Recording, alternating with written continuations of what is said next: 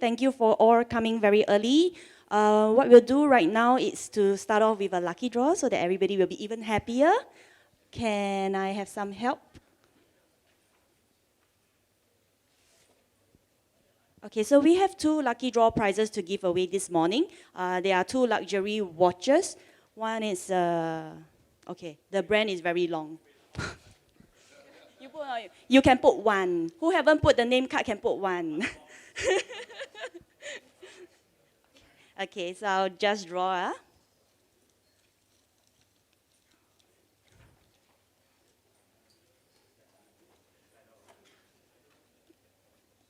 Okay. Infonet Thailand. Kon Pirapat Vati Vatus. Calling once. Kon Pirapat.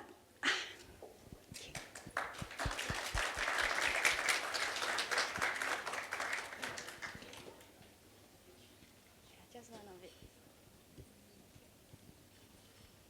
Okay. Which one?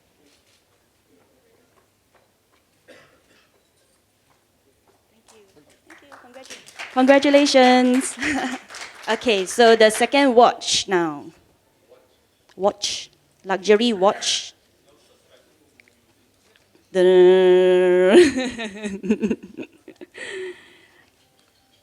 Okay. ST Telemedia Global Data Centers. Somsak. Okay.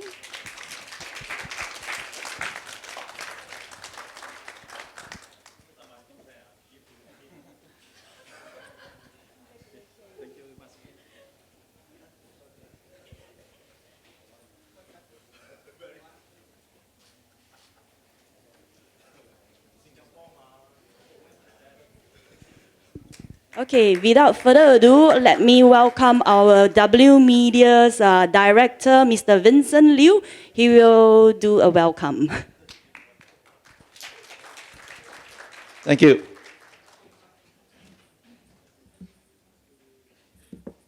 I'm not using this one. This one? Okay.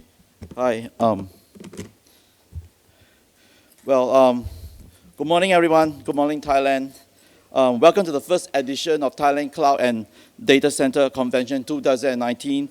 My name is Vincent Liu, one of the co-founding members of W Media. W Media is a technology, media, and marketing company started in April 2018. We are a young company managed by a very young and energetic group of people. During the last 18 months, we have hosted a total of 9 cloud and data center conventions across the region, including South Korea, Singapore, Indonesia, Vietnam, Malaysia, and Thailand. All the mentioned locations are full of growth potential for cloud and data centers. The growth is certainly accelerated by the burgeoning internet economy and mankind's ability to develop and build faster and intelligent machines. Thailand is our last stop for 2019, and we are committed to return every year to continue building this important platform for this industry to get together. Thailand is indeed a strategic location in Indochina, and it is not an if, but when it becomes a major connectivity hub. To the investors and international visitors who are here with us today, we sincerely hope your market knowledge and business network will increase significantly. And to the enterprise technology executives, we hope the conversations and technology showcase and innovative showcase will offer you something to think about in your next IT project. To the 2019 convention sponsors and partners, we sincerely appreciate your amazing participation and support. And last but not least, I would like to specifically mention and thank our media partner, OpenTech, for the amazing energy in supporting this convention. So thank you all once again for being here, and we wish you a pleasant day. Thank you very much, everybody.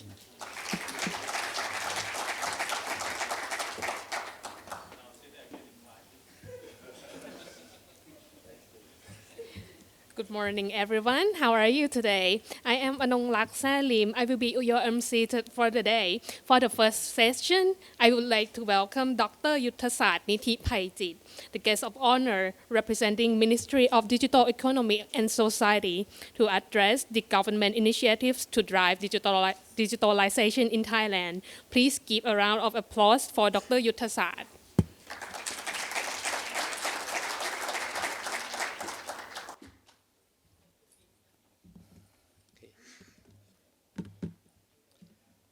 Good morning, and first I'd like to thank W Media for organizing this event on behalf of.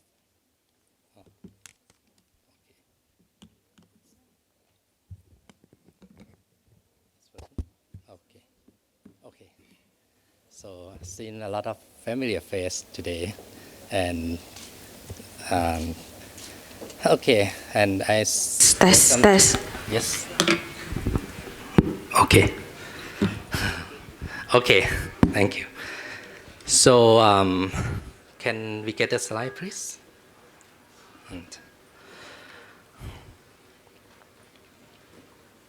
Okay. So, Thailand is now getting toward digitalization in both government and private sector. Ministry of Digital Economy and Society plays a crucial role of driving digitalization in Thailand. Our vision is to be the leader and to promote the use of technology and digital innovation to drive the nation toward Thailand 4.0. Our mission includes, first, proposing national policy, plans, law and regulations on digital development and cybersecurity. Second, developing telecommunication network for national economy and society development. And third, promoting and supporting the use of technology and innovation, research and development, and digital skill workforce development to increase national competency and improve quality of life of Thai people. So we have established several initiatives and flagship projects to achieve our visions. The project includes Net Pacharat or Village Broadband Internet Project, ASEAN Digital Hub, Digital Park Thailand, Government Data Center and Cloud Service, Government Big Data Institute and Smart Cities. So Net Pacharat is a village broadband internet project. Its objective is to strengthen national broadband network by expanding high-speed internet to reach every village in the country so that Thai people who live in the remote areas will be able to access broadband internet as those who live in the city. We have collaborated with the National Broadcasting and Telecommunication Commissions, or NBTC, to expand high-speed network to every village from the total of about 75,000 villages in Thailand. We already completed the installation of broadband internet equipped with free Wi-Fi hotspot to the 24,700 target village in December of last year. And NBTC is now implementing the project in the remaining of 19,600 villages, which is expected to be completed by the end of this year. With Net Pacharat, all Thais will have equitable and affordable access to several useful online information and services such as e-education, e-healthcare, e-commerce, and e-government services, thereby leading the country toward the path of long-term stability, prosperity, and sustainability. In addition to country stability and sustainability, one of the country missions is to drive Thailand to become ASEAN Digital Hub for advanced digital technology and innovations. Two key projects have been established to support the mission, which are the upgrade and development of Thailand international network infrastructure and the development of Digital Park Thailand. The fourth project prepares Thailand to be fully capable to handle traffic from ASEAN countries by increasing network capacity on the borders to connect to Cambodia, Laos, and Myanmar, and also on the existing submarine cable network which connected to the rest of the world. Additionally, to increase the submarine cable diversity, a new submarine cable system has been invested by Thai government. The second project is to develop Digital Park Thailand to be a new economic cluster located on Eastern Economic Corridor or EEC in Chonburi, aiming to be Thailand's ultra-high-speed broadband data hub and destination for digital global players and digital business innovators. In the digital park, there will be international submarine cable station, data centers, and satellite earth station to fully capable to serve even the most stringent demand of global digital players. There will also be digital showcase and test beds for showing, testing, and adopting state-of-the-art digital technologies such as Internet of Things, artificial intelligence, big data, and cybersecurity-related technology. And lastly, there will be research facility with work-integrated atmosphere between investors, innovators, and incumbent manufacturers to facilitate and support research innovation from digital startups and digital businesses in the digital park. Government will also provide maximum incentive packages, both tax and non-tax measures, including RDI regulatory exemption to attract investors and digital specialists to the park. For government sectors, Thailand is moving toward digital government transformation. There is a government big data analytics framework that is a guideline for consolidating government data center and ensuring that data can be exchanged and utilized across government agencies. To achieve data-driven decision and insight to government operators, while reducing costs of investment on government digital infrastructure. Okay. For infrastructure, we have established Government Data Center and Cloud Service, or GDCC for short. This project aims to create a central government cloud infrastructure to provide cloud service to government agencies and also to develop cloud computing skills for government officers. GDCC will enable government agencies to access computing resources quickly and thoroughly in order to support digital government transformation and government big data analytics. For big data analytics, we have set up Government Big Data Institute with the objective of developing government big data pilot projects to promote the uses of big data analytics among government agencies and developing data analytics skills for government officers.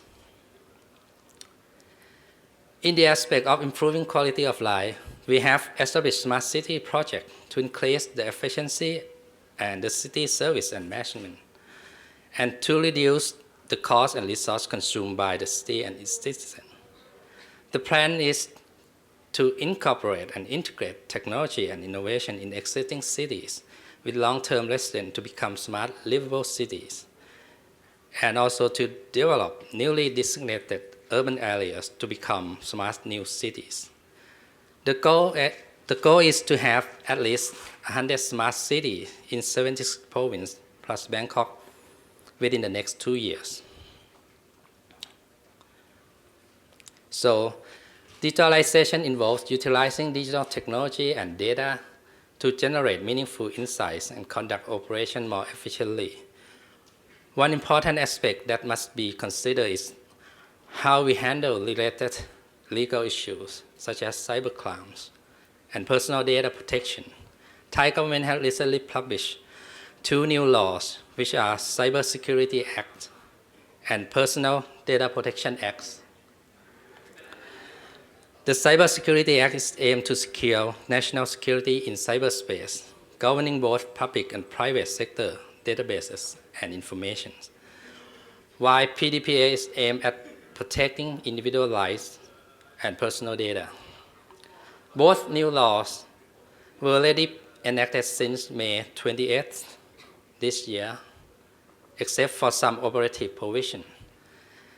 To complete provision of PDPA will come into force after a grace period of 1 year from the publication date.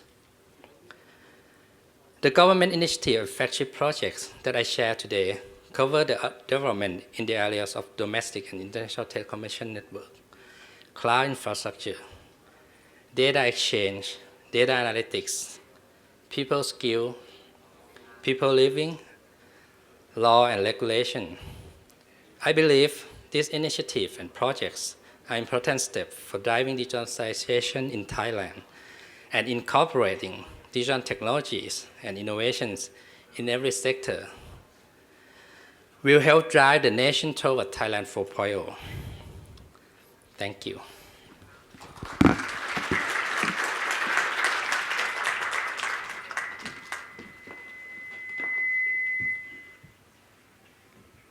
Thank you very much, Dr. Yuthasat Nithi Phaichit.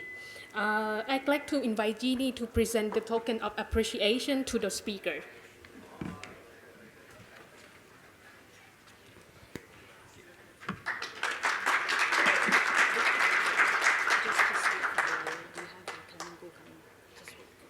Okay.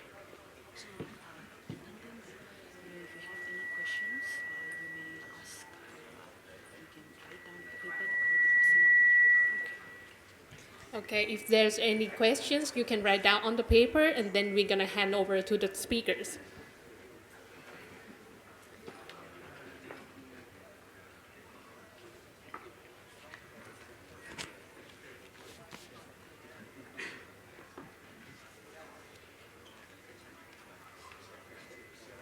Jenny?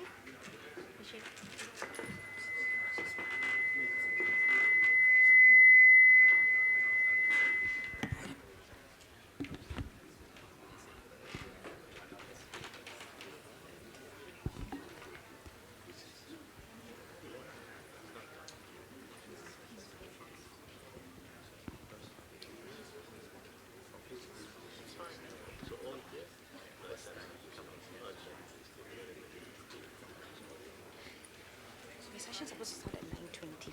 Chairman is not here yet, but anyway. Maybe just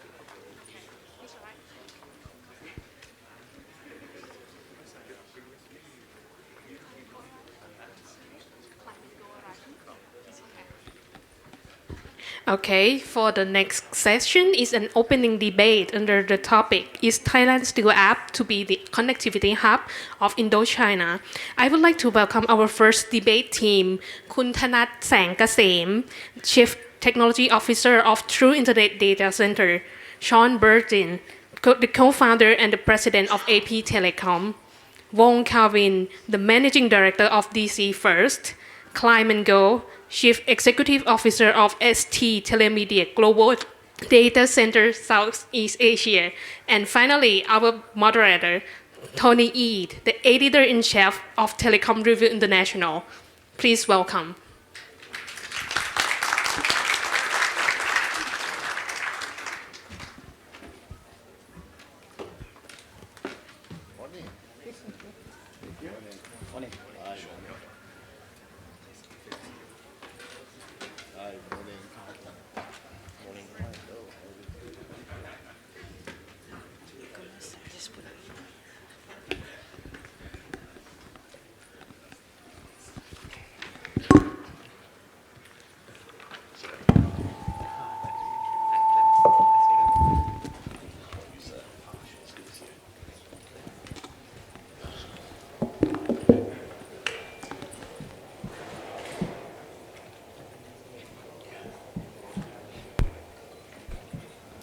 Good morning, ladies and gentlemen. I'm very glad to moderate this session here in Bangkok. It's always an amazing city for me. We have very distinguished panelists here. Everyone was coming with a lot of experience. Okay, so we'll have, I guess, a rich panel to see if Thailand can be a hub for the Indochine or Asian country in the term of data center and all around this server cloud center for the region. So, of course, to have a good data center, or we have up to be, we have a lot of starting from data center itself to connectivity to cable marine to everything. So I will start just my first question for Sean. Okay. So Sean, please go ahead. Okay, so a hub. So Thailand as a hub. What are the key traits of a hub? If you look at the region, the key traits of a hub include a lot of connectivity to start with. They also include a good regulatory environment or friendly regulatory environment. It also incorporates aggressive pricing to encourage people to set up business here and be part of the hub. I think without those key aspects, price, connectivity, and a friendly regulatory framework, coupled with a great collection of content providers, app developers, enterprise clients, if those things can't come together, it'd be very challenging to be a hub. Do you want to comment to the same question about what challenging Thailand to be a hub in the region?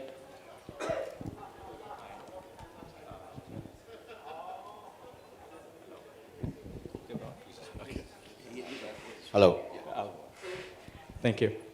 Okay. Hi again. My name is Tanat from THCDC. Okay. I think I'm the only one here as Thai as to defend that we are ready, right? We are ready to be, as you say, a hub.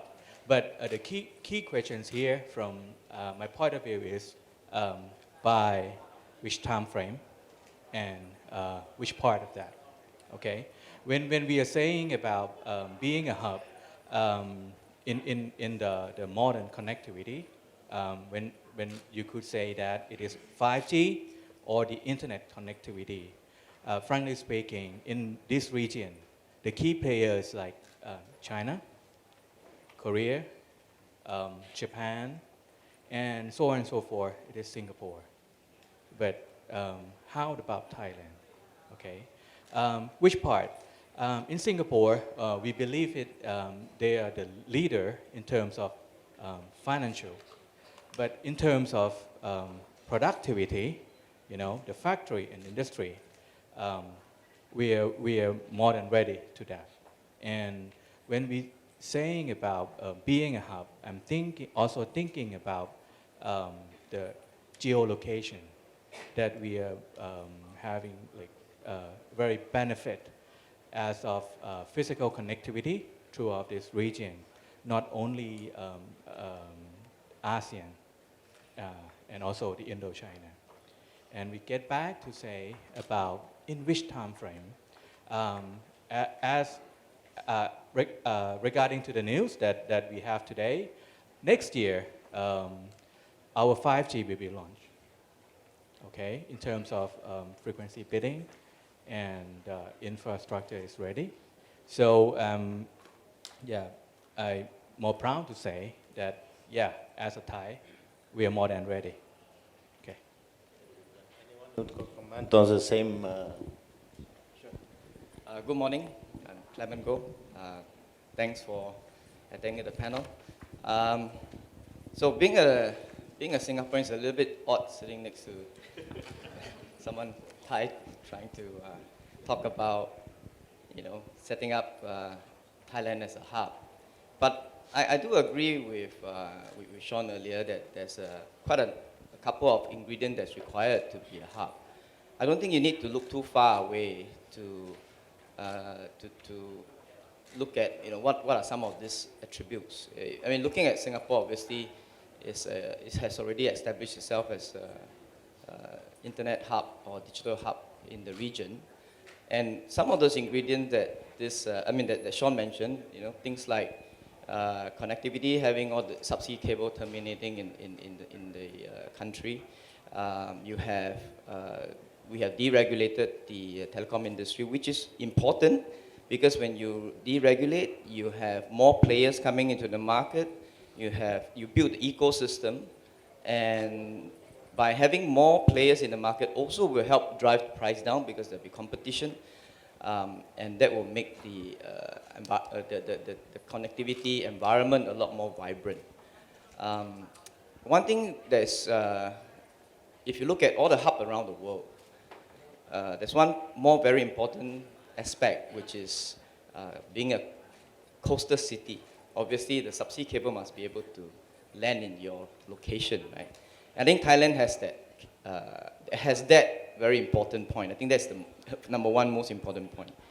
Now, if the market can be open and deregulated, I think you have really a very good chance to be the hub for Indochina, because today all the traffic are coming down to Singapore before it's being sent back up again to north up to Thailand, Vietnam, Laos, and Myanmar. So I think there's there's a longer latency. If there's a way where you can have the Indochina traffic route through Thailand, they'll be a lot more efficient. Of course, at the end of the day, it all boils down to network connectivity costs. The fact that the traffics are coming down to Singapore before it come back up, and yet still commercially viable, means that, obviously this market has not been opened up to more players to reduce the cost of connectivity. Thank you. Yeah. Kevin, I want to add something. So I'm the last man because I talk too much. Kevin, so I will tell you that I'm not Thai, but I think I can claim that I built the first Thai data center in Bangkok, and today they are very successful. So please be patient with whatever plans you have. The digital economy has only just begun for everybody, not just for Thailand. So Indonesia took 6 years to get to where they are today. So Thailand will have to take time. The key thing that I would like to say is no matter what you do, whether hub or not hub, the key thing is to focus on what you need to do as a country and how do you integrate your digital economy with other like-minded digital economy players. That's critical. Based on that, you develop a set of criteria. So it's very heartening for me to see this morning the establishment of a set of rules, the cyber security rules, the PDPA rules. These are important fundamentals that needs to be put in place. These governmental fundamentals take more time to organize than network and cable, because that's easy to do. So it's heartening to see that that's the case. And we are building a data center campus in Indonesia today, my company is. And I just received information that yesterday the Indonesian government has republished the entire set of guidelines that basically define how the digital economy is going to work. They've clarified everything. So it's incredible. So that I think it's all in the right place. However, it's not Wong Kar-win if I don't throw you a curveball. So Thailand or Bangkok, why do you want to be a hub? Singapore is a hub. Hong Kong is a hub. Hub is passé. The key future is not about whether you're going to be a hub or not a hub. The digital economy has broken the entire structure of the hub process. That's my proposition to you. So I would say the same thing, because in Singapore today, I'm sure we are involved in many ways to redefine what Singapore will be in the digital economy. And the word hub doesn't come into play anymore. So I'll give you the key word going forward. Bangkok, Thailand, you need to strive and do a hop, skip, and jump. Instead of becoming a hub, you should be a mega city. Be part of a group of mega cities that will be connected in the new digital economy. That should be your goal. And I'm going to leave this for the rest of the discussion. And it is similar, the similar concepts, network connectivity, but the concept of a hub is no longer relevant. It's about interconnecting cities, working in conjunction. The key word is the sum of the total is bigger than the single city itself. And that's what you need to aim for. Connecting multiple cities, enhancing your economy, bringing benefit to Thailand. Thank you. But also I would like to comment, that's what you said is great, but also we go back to regulation, which mentioned by your colleague, to being a lot of regulation should be improved in Thailand, okay, to be not just a hub, a mega city or connected city. And as we see with little research, lately you have 18 data center in Thailand, which is international standards, and you have only one data center properties which you can buy as you go, So it's different. It's a long way to be what you said. Anyway, now what we're seeing with the 5G, everyone is expecting huge data traffic from between countries, same in countries. So where is the role of data center? Do you see that with the huge traffic will be generated with 5G, IoT deployment, all this new technology where everything is connected? So just a little bit further on from what you were saying, I agree about the word hubs getting a bit passé. That being said, I think Thailand has a great opportunity in front of it in the context of the CLMV region. Cambodia, Laos, Myanmar, Vietnam. I think Thailand can certainly play a part in that. Submarine cables don't come into that equation. There's already connectivity to Mae Sot, Poi Phet, Hat Yai down to Malaysia. So I think there is a great opportunity for Thailand to play a role of a hub for that CLMV region. I didn't mean to say that it's not. What I'm trying to say is that Thailand is already Bangkok today. By all means, if you analyze the traffic for the ISP, please analyze your traffic. Bangkok today is already a de facto Indo-China hub. TCCD Bang Na, the data center, is the most connected data center in the whole of Indochina today. And a lot of traffic is flowing through it. So if you analyze, I do mostly analytics at home. I do most of my homework. And what I'm trying to say in a very cheeky way is that Thailand has been a hub for many years for Indochina. Just an expensive one. Yes, exactly. It is expensive. Now, the process is an evoluting process. So you need to start evolving. So do you think with the existing regulation, with the existing infrastructures, with the coming 5G data traffic tsunami, what they called it, is Thailand ready to remain the hub? Yeah. But 5G? Yes, it is. It is, yes. Yes, but why? Yeah, look, I've got a very soft spot for Thailand. I lived here for 12 years, so I'm very passionate about Thailand. I want to see it do well, okay? But all this 5G, IoT, M2M talk, it really has little bearing on the submarine cable assets and the connectivity, because all the OTT players are caching now locally. They have their own hubs, and they still use that word, by the way, Amazon and all these people. They have their regional hubs. Thailand isn't one of them. Singapore is, Malaysia is, Hong Kong is, Japan is, and that's it. Hubs, I'm not talking about edge nodes or other caches. The OTT minus FB, right? Minus Facebook. Yeah, minus Facebook, yeah. Okay, it's important to understand the concept. Minus Facebook, Facebook would not go into many of the ASEAN economy for their own reason, which we won't discuss here. Yeah. But for the rest of the OTT, including the two big China one, they are in Singapore, and the only other country that they have announced to be in is actually Jakarta. Correct.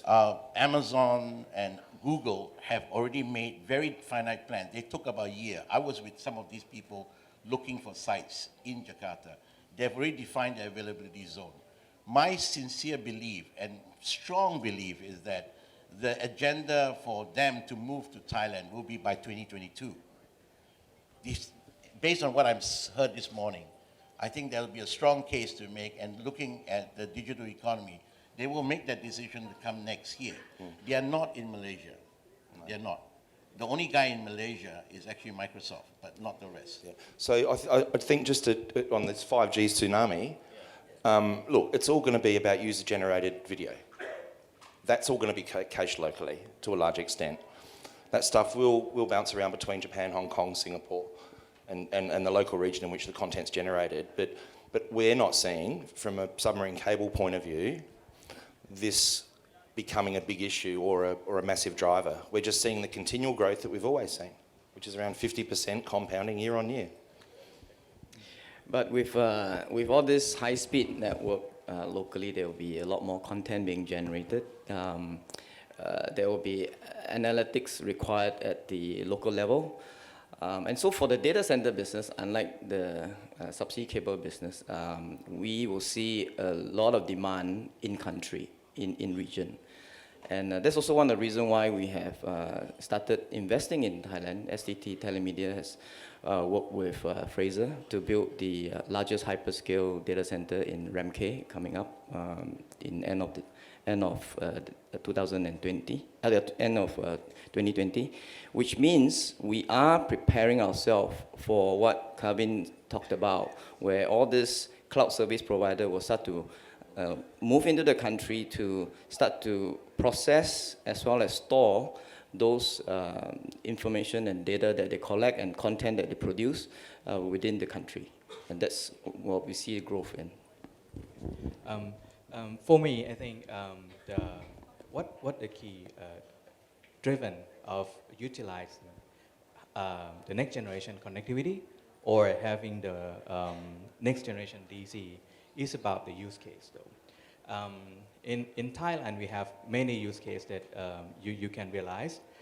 In fact, at the end of October, I just found that we are, as Thai, we are the top 5 leaders in the world who use data, right? In average, we use like 9 gigabytes per people per month.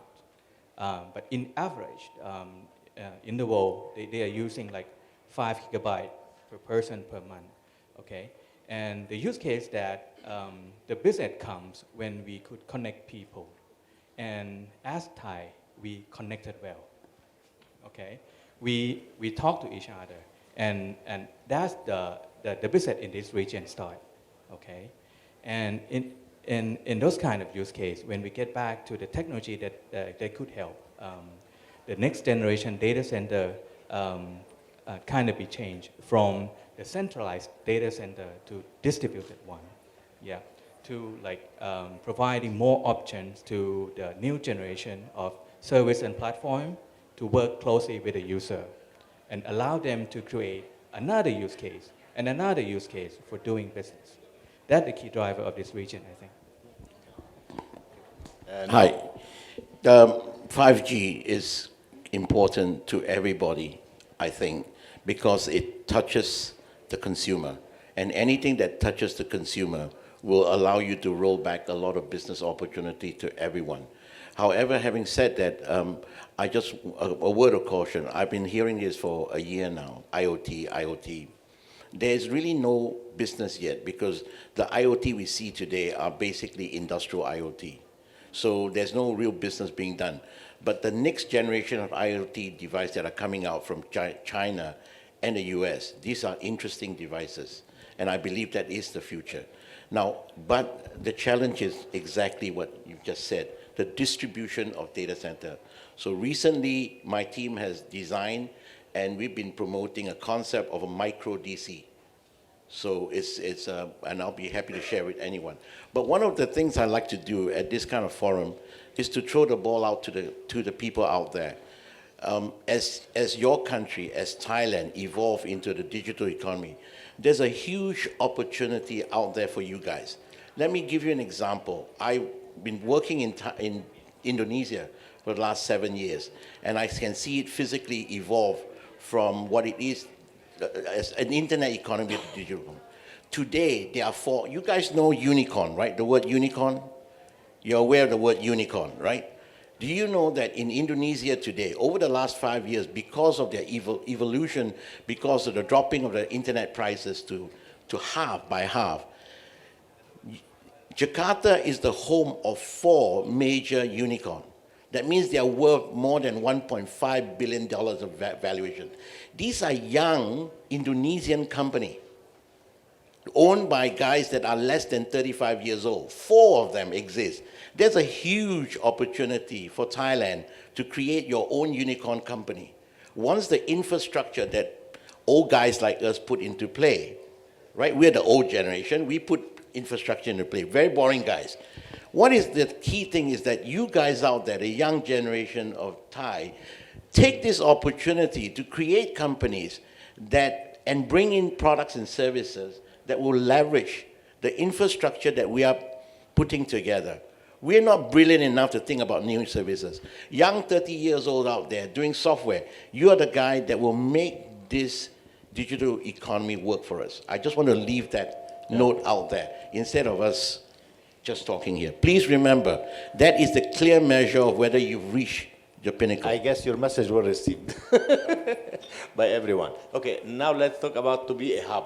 Okay, there is a specification or passe. No, this is our main topic. There is for every, for to be a hub, you should have a connectivity data center. Okay, let's talk data center. How you see the future data center in terms of flexibility, security, liabilities. There is traditional data center is not the same. Okay, I'll start with you. Okay. What we found in the, a couple of years in our own research is about the use case of the platform in this region. It's not changing much. Okay, we are still enjoyed about the media and content sharing. We are still enjoyed about e-commerce. We still enjoyed about sharing viral video to build a business. That's what we are enjoying. But in the next generation, it's about supporting the industrial, right? The productivity, the production base that will came along from China, either most of the giant economics, right? But the key thing is that the data center need to leverage not just for the infrastructure, but incorporate the platform, the business-ready platform inside the data center to get the use of the platform more ready, rather than going to be in the centralized data center. So right now, we are talking about edge data center. We are talking about either another level of edge is a fog level before they go to the cloud, right?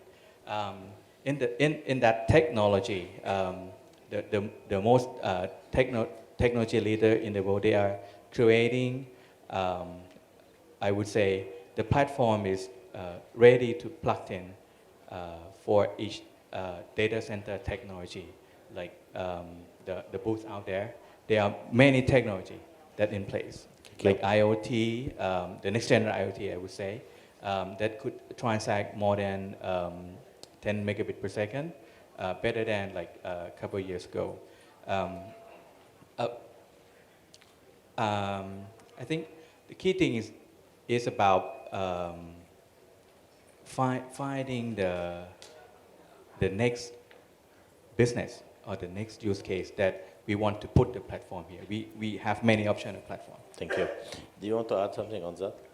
So I think the key is really to future-proof the data centers and really build everything modularly. If you look at the application today, I think if we were 5 years ago, some of the application we would never have dreamt that is going on at the moment. One interesting so-called new trend that we are seeing in some of the more developed markets. We are starting to see a lot of AI application, a lot of data analytics. So some of this require very quick processing and turnaround, which require you to have the information or the processing power closer to the user. That create the so-called edge data center that we talked about. So stuff that is, there's a centralized data center and then the edge data center that collect information and quickly process and give the information back to the end user.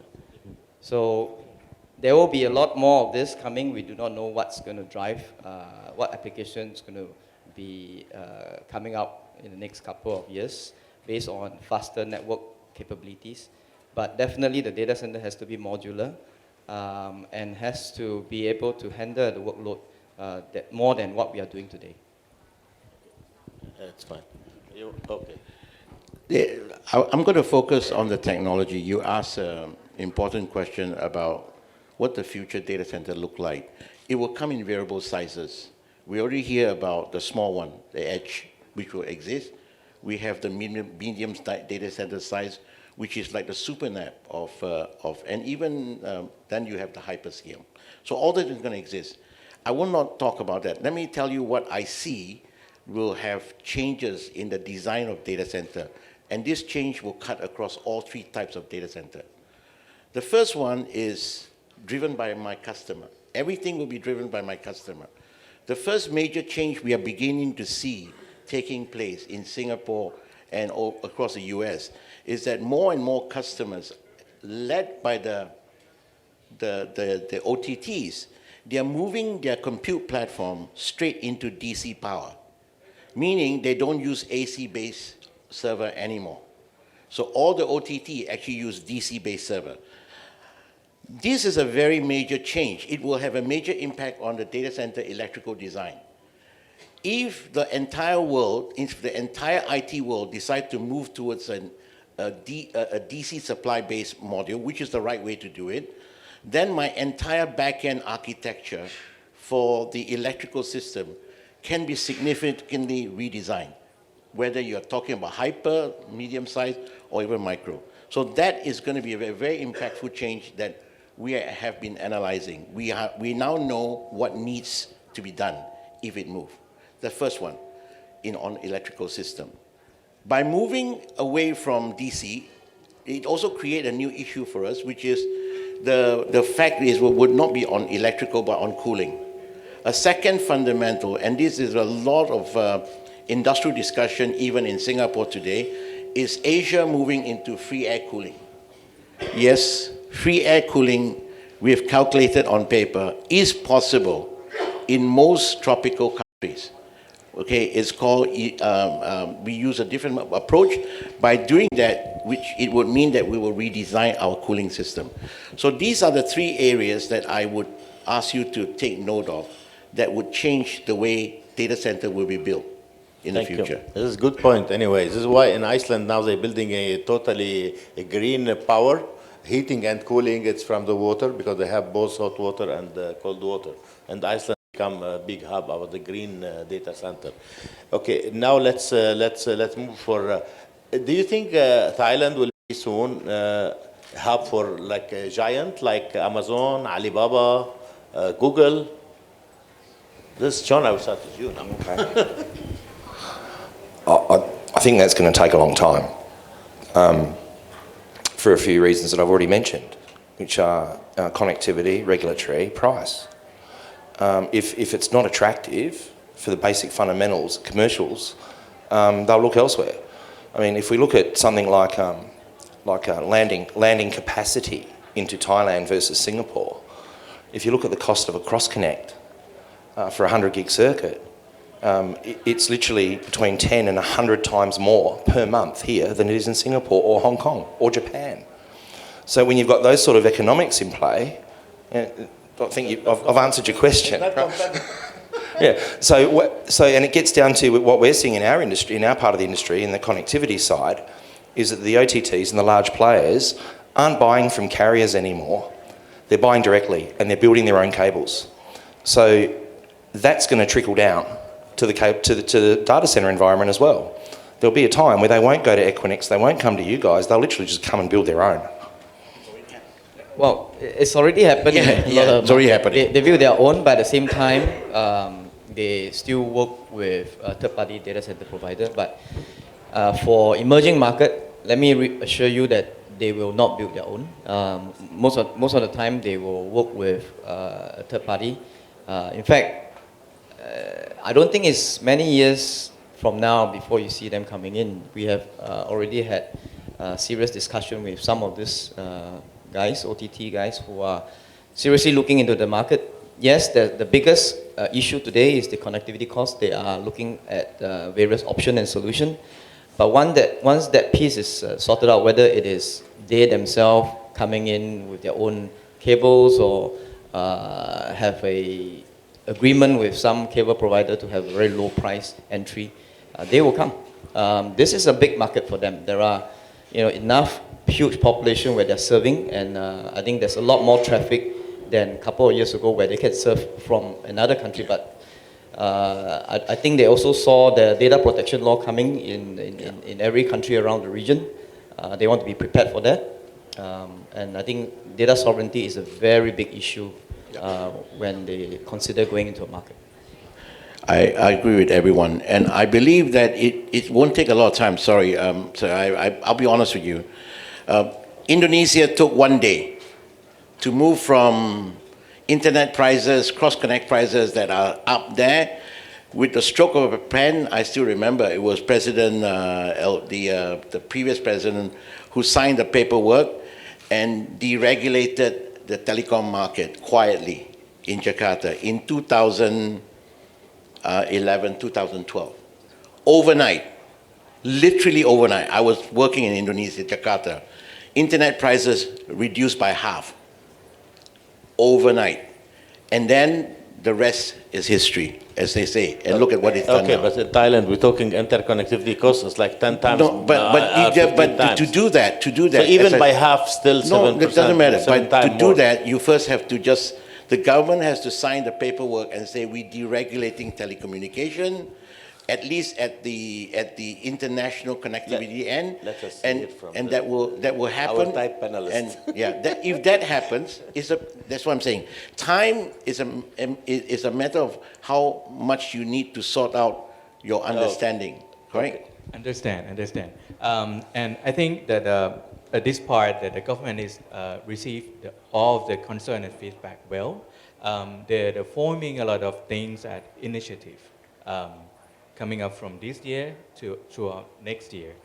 You can see that like the data privacy law, we have a very, I would say, compatible with the European country and US. And it will enforce strictly next year. And in terms of qualification of technology, in the country, as the past few years, I talk a lot with the key players like Amazon, Google, and also Microsoft about to being in part of having a node here. Is more and more coming for discussion. So I think their interest. Our qualification is ready. The key thing is something else. Something else like Sean mentioned about like business and economy, the scale, and the other thing is about their interest in this region. Do they want to leverage anything out of the technology itself in this region? Like, on top of my head, like as a gateway to the others, like China, like those are like Taiwan or maybe Vietnam, something like that. We could utilize that, right?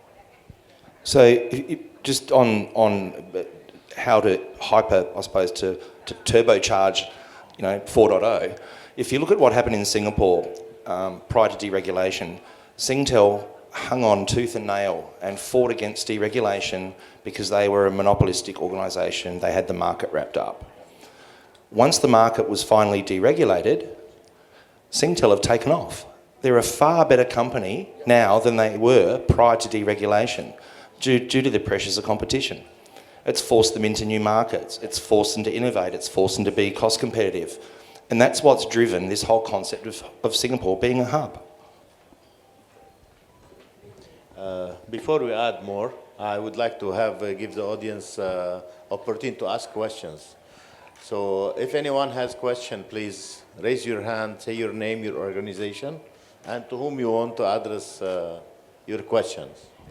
So any question from the audience, please? Yeah, okay, please, the micro there.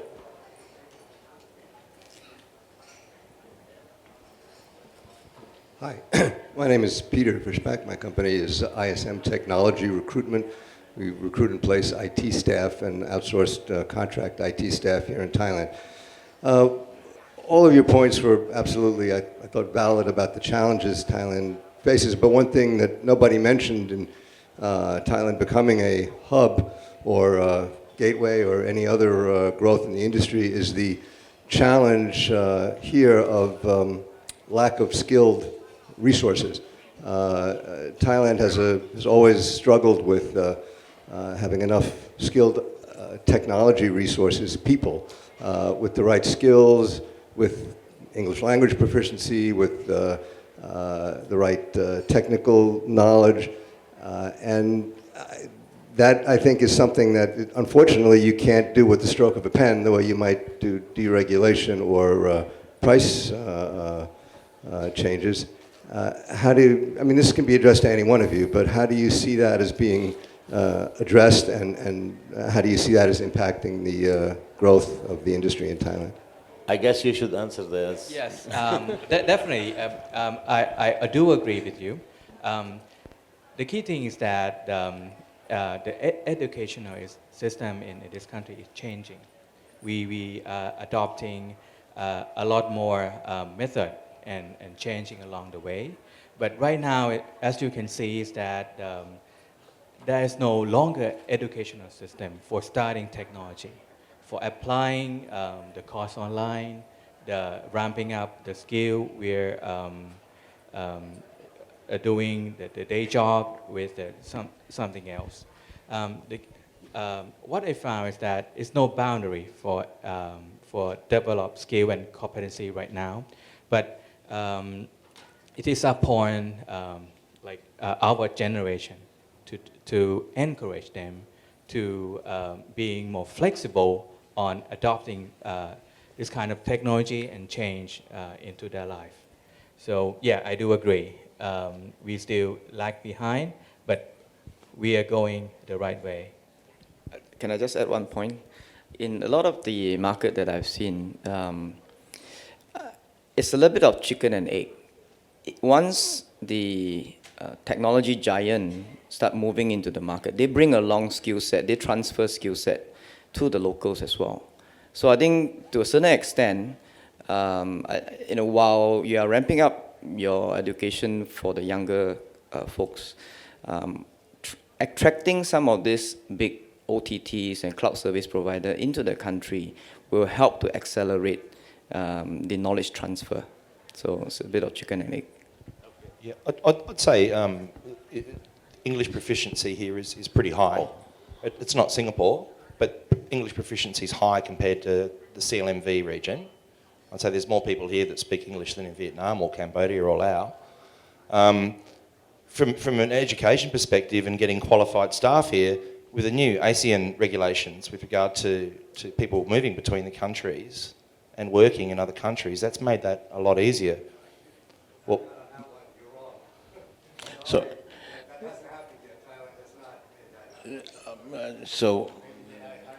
Yeah, I think it's a good question, and I agree that this would be the toughest task of most of the country that I'm involved in, that I've been into doing digital economy, is the human resource angle. First of all, there's no shortcut. So the first thing you have to do is start at the bottom. Singapore has also reviewed our education system.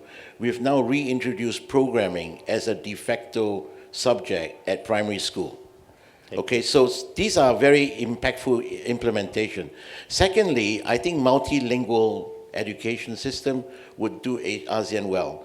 I'm not sure if I could, my personal experience is that if I rank English proficiency in ASEAN minus Singapore, then today, actually the Indonesians are way ahead in proficient, when I talk English, I'm talking about technical English. They are really good at it. You can sit down, talk to the guy, explain what needs to be done. He gets it done in English. I think Thailand is still a little bit difficult in that area. And English proficiency is critical. So that would be the short-term problem if you want to attract the OTT. So that can be addressed via professional English schools, British Council, all that thing. And you should encourage them to be multilingual. Okay, so that would be my two-step process to move forward. Technical skills, it exists. Anyway, it's a good challenge, really, what he raised this point. It's a very good challenge. But anyway, even Microsoft, they hire every year thousands of engineers to be work in Seattle, or in US, the English is the mother tongue language for everyone. So the challenge is everywhere with every giant who's hiring a lot. I will take one more question before we close the session, if any questions. No more questions? Anyway, thank you very much. Thank you to our panelists. I hope you enjoyed the session. Thank you very much.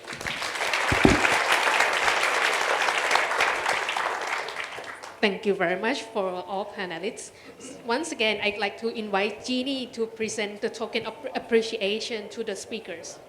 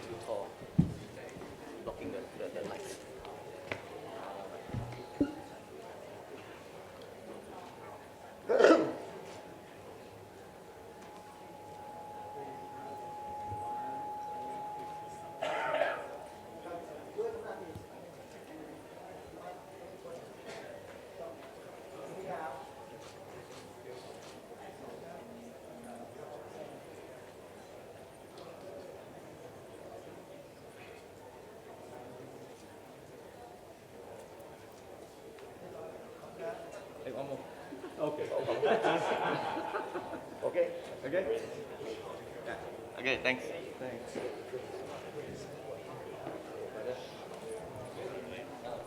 All right. For the next session, we welcome Sean Burton, co-founder and president of AP Telecom, to speak on connecting into Indochina, the challenges and the opportunities. Please welcome.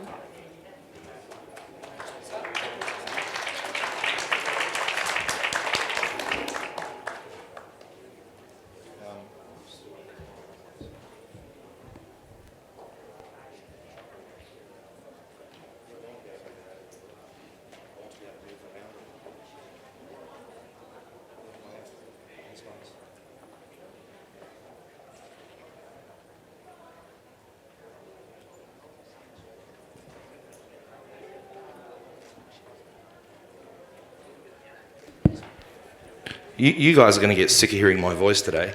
But this is the last time you'll hear from me. So, who's controlling the?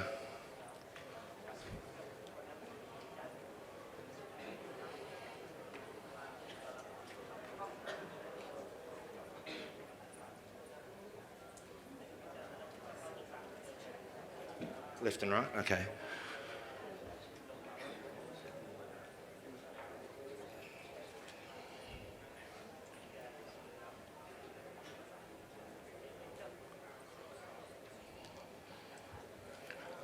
Okay, so just a really 1 minute overview of, I suppose, our history / pedigree to get a sense of where our heads are coming from in understanding Asia.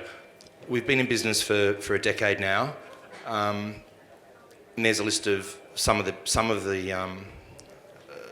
clients we've worked with. So we've pretty much focused on emerging markets only, whether it be Africa, Asia, or Latin America. Most of the work we do is in Asia.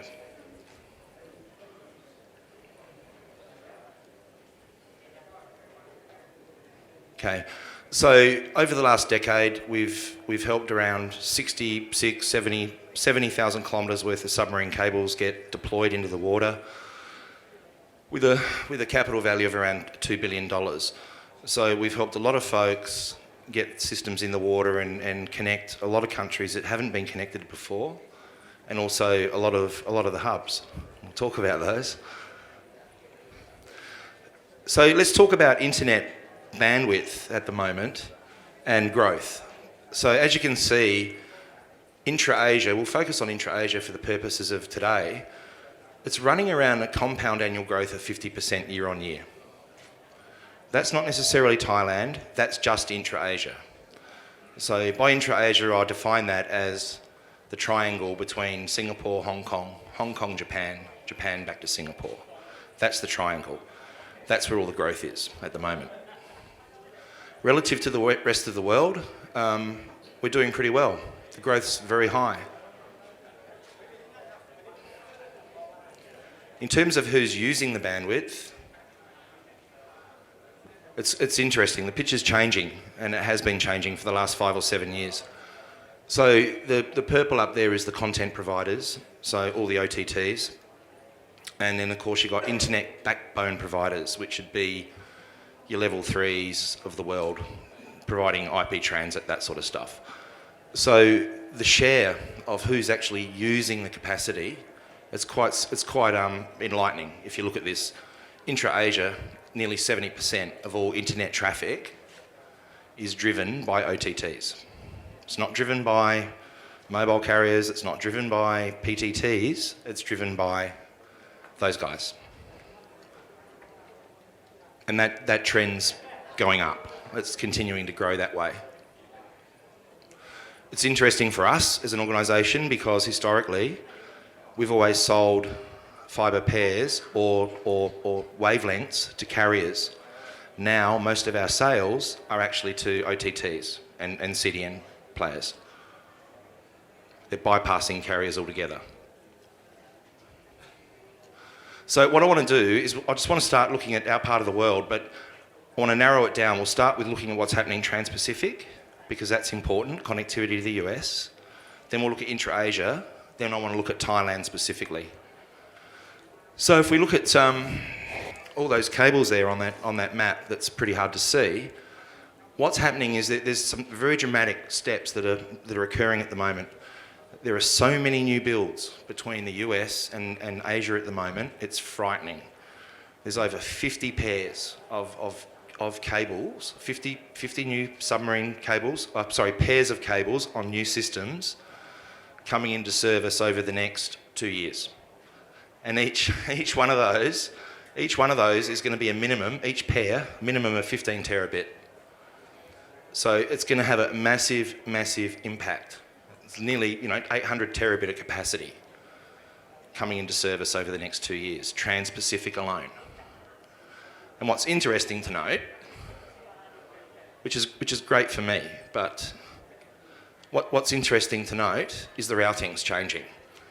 So a lot of the new systems are coming between Hong Kong and the US, West Coast, but we're actually starting to see people looking at direct routes now between Singapore and Los Angeles.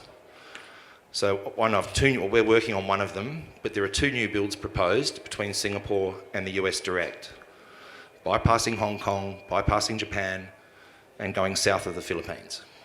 And that's good news for us because one of the big challenges with all the Trans-Pacific cables is that they all traverse the Luzon Strait, which is a very dangerous piece of water, a lot of outages, and this bifurcates that risk. So we talk about a hub, and Singapore's position's only strengthening now, which is sad for us. From a price perspective, actually I'll go over that one. Hui, where are we?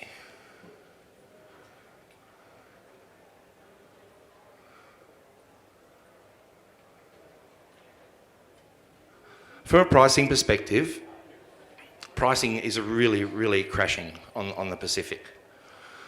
So 15,000 a month for Japan US for a lease for 100 gig.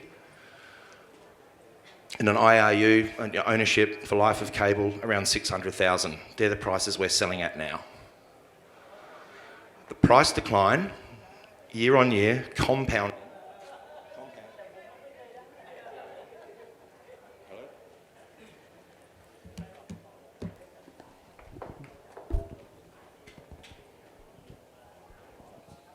Thanks. So the price decline is something we look at a lot. So year on year, we look at how much the price comes down. And we're seeing a compound annual price decline year on year of around 17.5% now. We're predicting it'll go to about 32% next year. So the cost to build these cables versus what you can sell them for, it almost becomes impossible to have an economic proposition that says, let's build a cable, because the prices are crashing so much. And with 50 new pairs coming into service over the next 2 years, that'll just get worse. So it's good news for those of you that have to buy capacity. It's bad news for guys like us who have to sell capacity.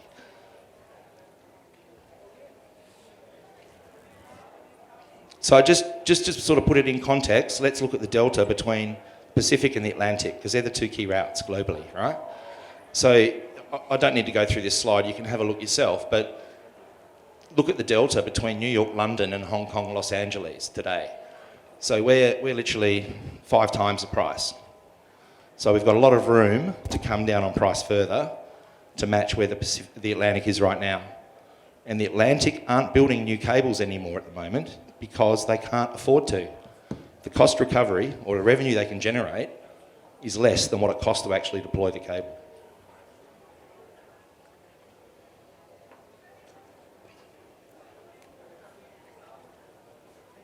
So let's talk about intra-Asia a little bit. So all those new cables are coming across the Pacific. There isn't a matched amount of builds occurring intra-Asia. So you've got all of these big cables coming across to Asia, but there isn't really a matched amount of infrastructure to distribute that capacity once it hits Hong Kong. So it's a big issue, or an opportunity, as some might say. So if we look at, I suppose, moving into that context of a hub, there's 27 cables currently landing in Singapore, and more planned. 22 Malaysia, 9 in Thailand, 6 in Vietnam, and 2 in Cambodia. So that's where it sits right now today.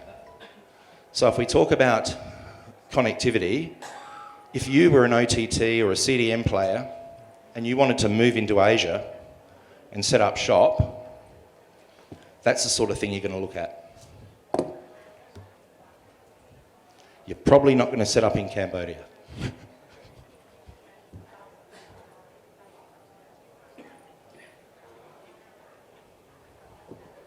Again, I think it's important to note that from a connectivity perspective in Asia, that's the routing. That is the key routing. It literally is Sing, Hong Kong, Japan, Japan, Singapore. That's the triangle. That's what the market looks at. That's what the market buys.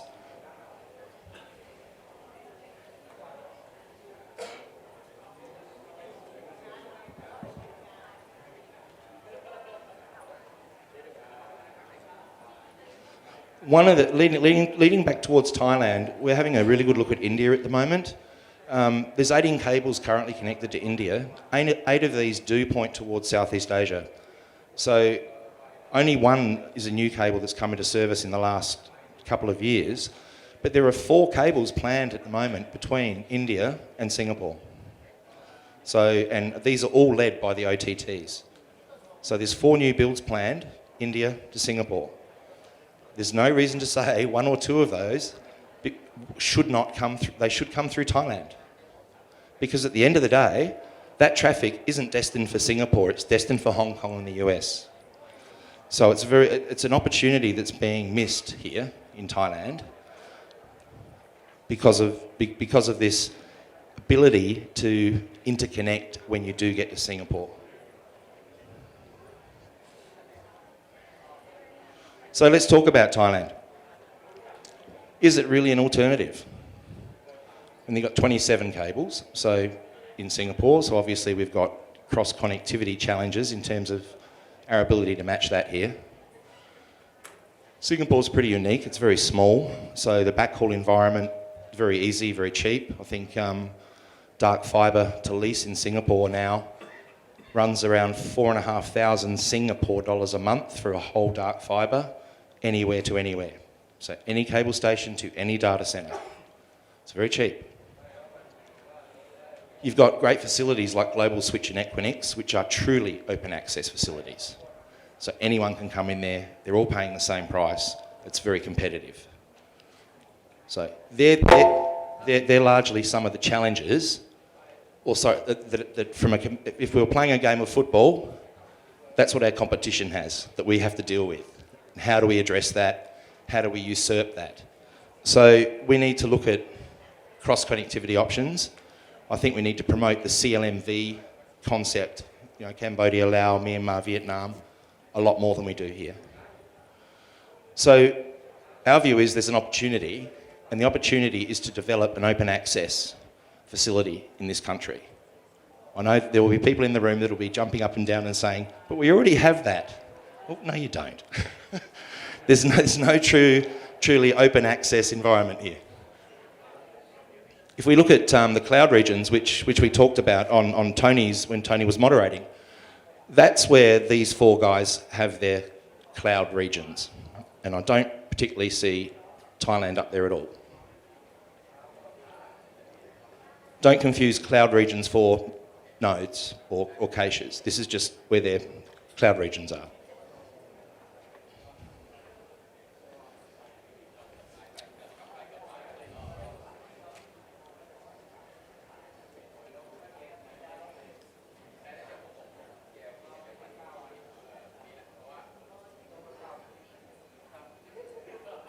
Okay, hub. I remember I put a slide in there about the hub. So not everybody gets to be a hub. You just can't be a hub. So these are the things you need to be a hub. You need to have diverse international connectivity options. They're coming. We're getting 2 more cables in Thailand soon. I know, but that's just 2 cables. You need carrier-neutral data centres and internet exchanges. I'm sure the guys here who own and operate data centres will say, hey, my data centre's open access, anyone can come in here. But the reality is the cost of getting to it from the beach is very expensive. So once that improves, then we can be a hub. So we need a friendly regulatory environment as well, and I think that's changing. Thailand 4.0, I think that's moving in the right direction. We do need competitive pricing and a rich ecosystem of carriers, content and cloud providers. And to the point that was made about education and skilled resources, I think with the establishment of the village, that might drive a lot of that activity. But I think the key message is building 1 or 2 new cables will not, on its own, turn Thailand into a hub. A lot more needs to happen, and I think it's those 5 bullets there. So we're working on a little project right now, actually, that feeds into a lot of the comments that were made on the panel. So we believe that Thailand is a logical transit point as well for traffic between India and Hong Kong, India, US, and places like Bangladesh, Sri Lanka. We really believe Thailand has an opportunity to play a role as a transit provider and also as an add-drop location for those who want to get up into Myanmar, Laos, Cambodia, Vietnam. So we see their opportunity, and we're looking currently at a terrestrial system, Songkhla to Satun, across the south of Thailand, to provide a natural bypass with an open access facility at realistic price points in Hat Yai. So one can come up to Bangkok and then bounce around the CLMV region. So what we're actually looking at, you can see here, phase 1, Satun to Songkhla, straight across. So India, Bangladesh, Europe, they can bounce across to Hong Kong, the US, terrestrially up to Bangkok, and then terrestrially to Myanmar, Laos, and Cambodia. So this does do 2 things. First, it provides a lot of transit across Thailand, but what it also does is it does create a hub for those countries that border Thailand, and I think that's really important. And we actually think that this is the sort of opportunity that Thailand should be investing in. Right? But it needs to be done on a commercially sensible basis, not on a protective basis, to retain price points at the crazy numbers they are right now for terrestrial capacity. Can you go back a little bit there?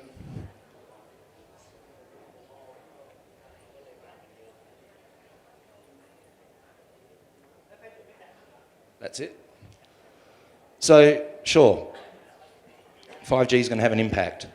Personally, and I'm old, really old. I was around when we had 2G, 3G and 4G, and we didn't see that much of an impact. Everyone keeps talking about 5G, I get it. I mean, I have a fixed mobile, I live in Cambodia now, we have fixed mobile everywhere. It's a great solution, and I'm sure 5G is just going to make that better. But yes, it's a driver, but it's not a magic pill.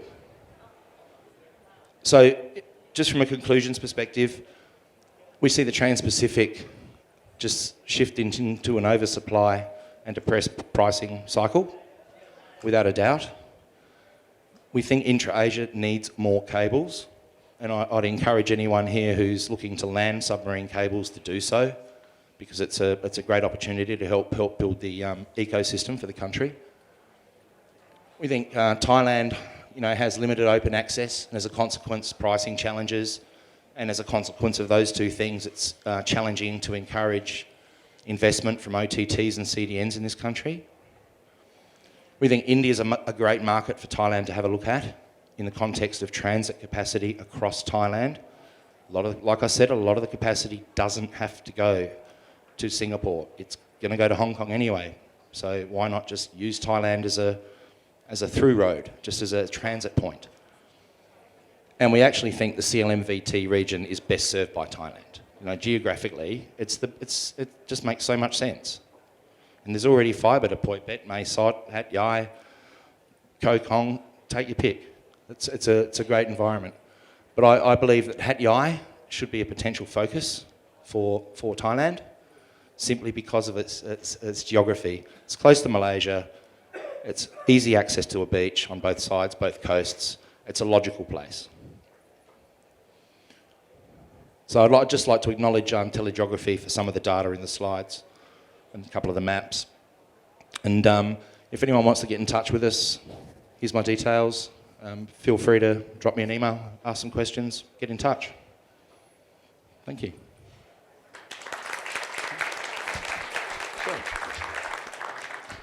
Okay, once again, we open the floor for the questions. If there's any questions, please raise your hand.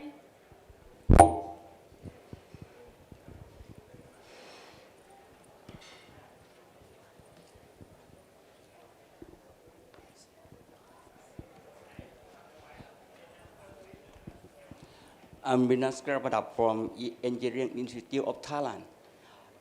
We have a master plan for Thai Canal in the southern region and SEC in the southern region. In your profile that you shown in this topic, what big change for if we construct the Thai Canal? Sorry, what change? Thai Canal, just in the southern region, just like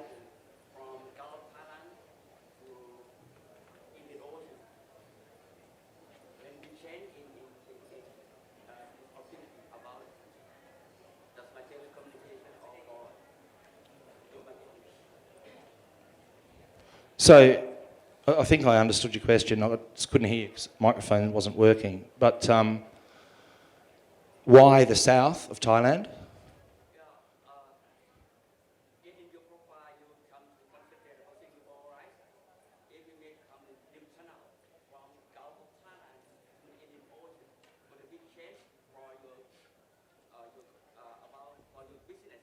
Oh, absolutely. I think if building across the south of Thailand makes perfect sense. Makes perfect sense. And I think the focus shouldn't necessarily be Bangkok. The focus should be on using Thailand as an alternate landing to Singapore, because Singapore has become a single point of failure.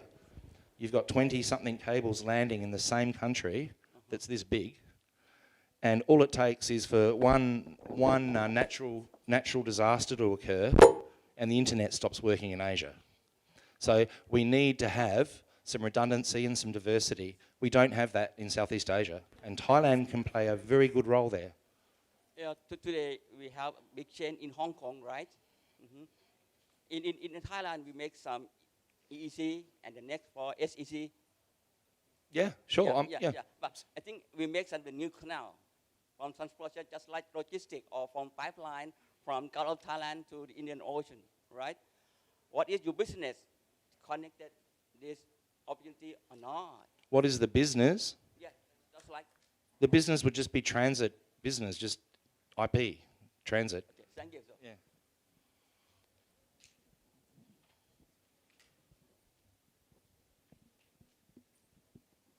Any other questions?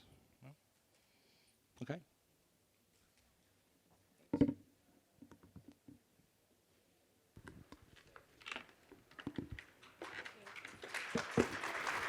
Thank you very much.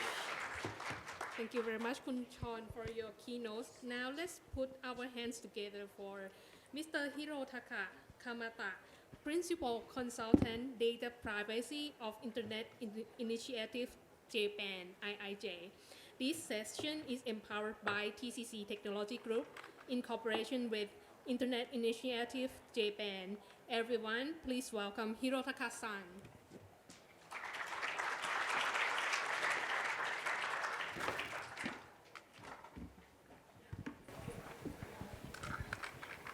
Thank you very much.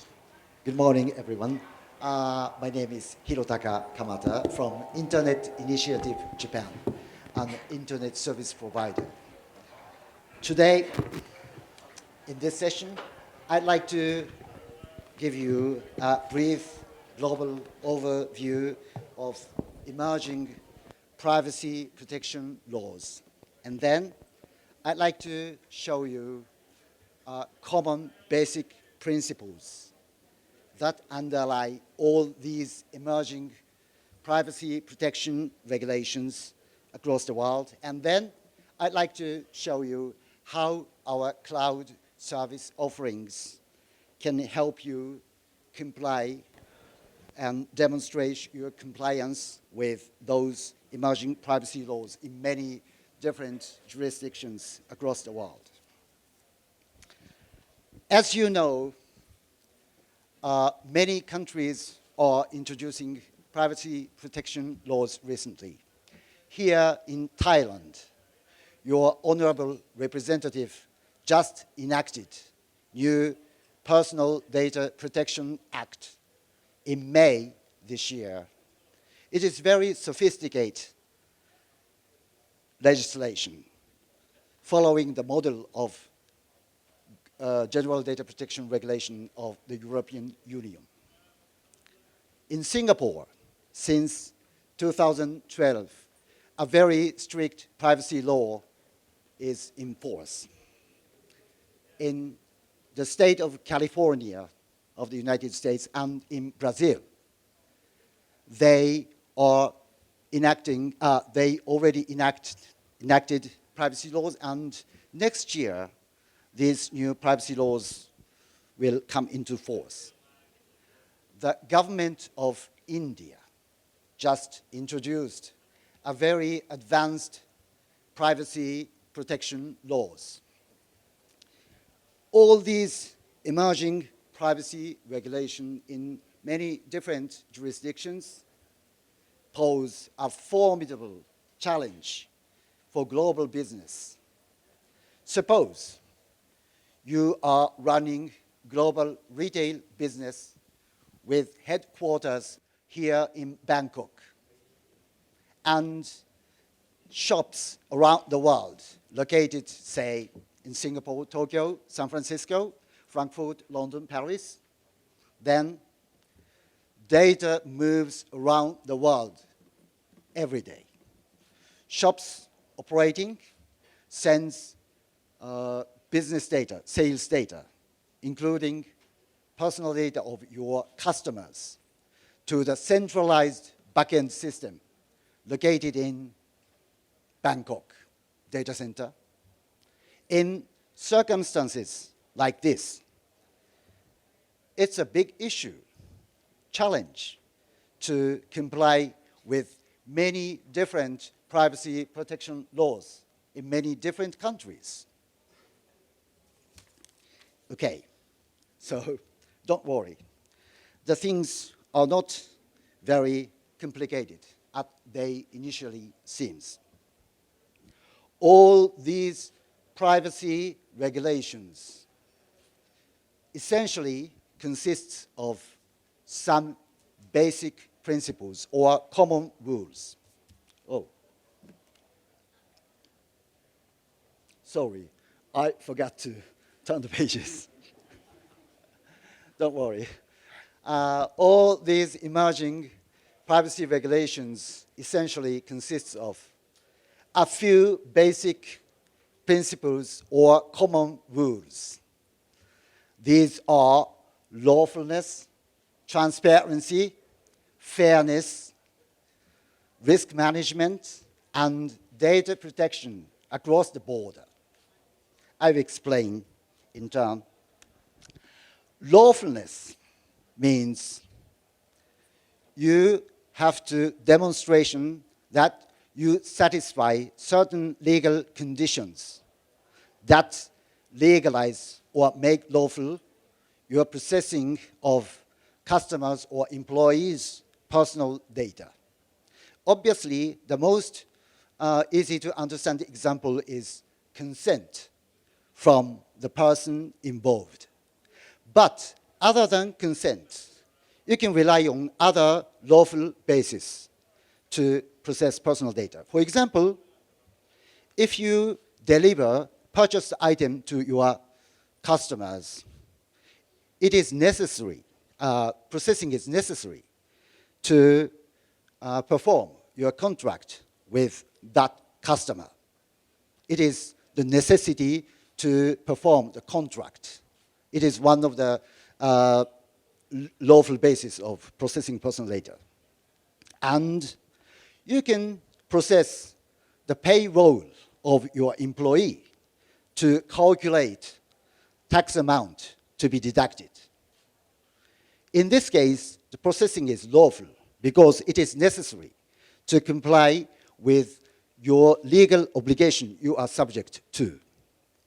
And you can analyze feedback from your loyal customers to come up with a very precious insight that helps you to improve the quality of the service or products you provide.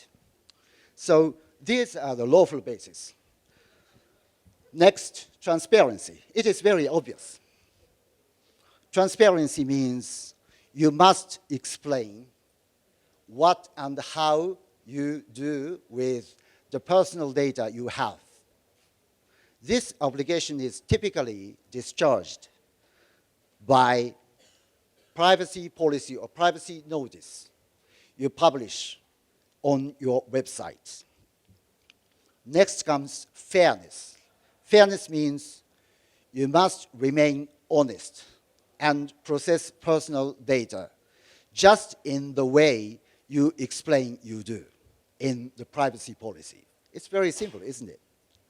And risk management means you must periodically assess the privacy risk involved in your business process and have in place proper security measures that is proportionate to the risk you found.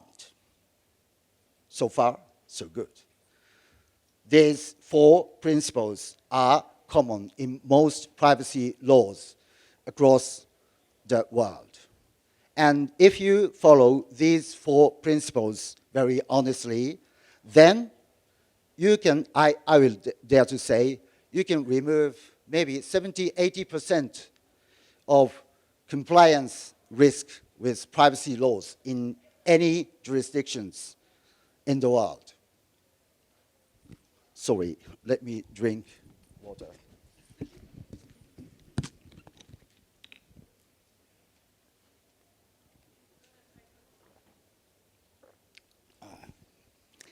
Next comes a tougher one.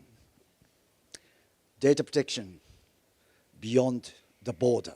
Oh, it means ensuring data protection even after a personal data is transferred to other countries where the privacy laws of your country is not in effect. It sounds tough.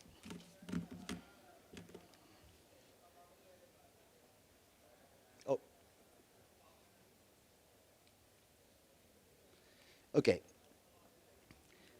Most privacy protection laws in the world provide for two lawful bases where you can lawfully transfer personal data of your customer or your employee to other countries. These are consent and certain legal framework. Consent is very obvious. All you have to do is to obtain consent from your customer or from your employee to transfer their personal data to other jurisdictions. And data protection contract or contractual framework is a little more complicated. If you protect personal data with a contract between that data exporter and data importer, such contract is generally called a data transfer agreement in many privacy laws. A typical data transfer agreement shall include common two clauses. These are obligatory data protection clause and third-party rights clause. Sounds complicated. And in an obligatory data protection clause, the data importer warrants and undertake that it will process the personal data in accordance with data protection laws of the country in which the data exporter is located or established. In third-party rights clause, the owner of the personal data, who is not party in the contract, can invoke the contract to enforce his or her right with personal data before the court of the country where the data exporter is located. I'm very sorry for legal complexity.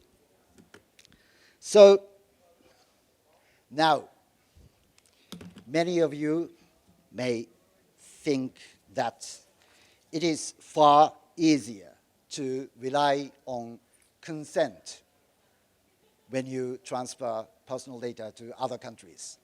But here you have a trap, a very big trap.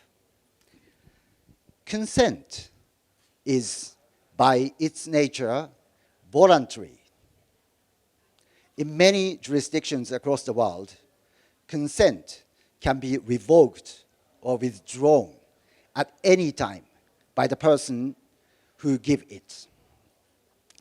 What happens if your customer withdraw or revoke his or her consent? Suddenly, all your personal data processing becomes illegal or unlawful. So the consent is a very unstable, lawful ground when you transfer personal data across the border. Moreover, the General Data Protection Regulation of the European Union places consent as a derogation from the norm, which means you can rely on consent for cross-border transfer of personal data only in limited and very exceptional situations, like one-off, ad hoc, non-repetitive transfer. But for more routine, day-to-day, repetitive, regular transfer of personal data, which is incorporated in your regular business practices, the GDPR requires more stable, lawful basis, that is, contractual frameworks.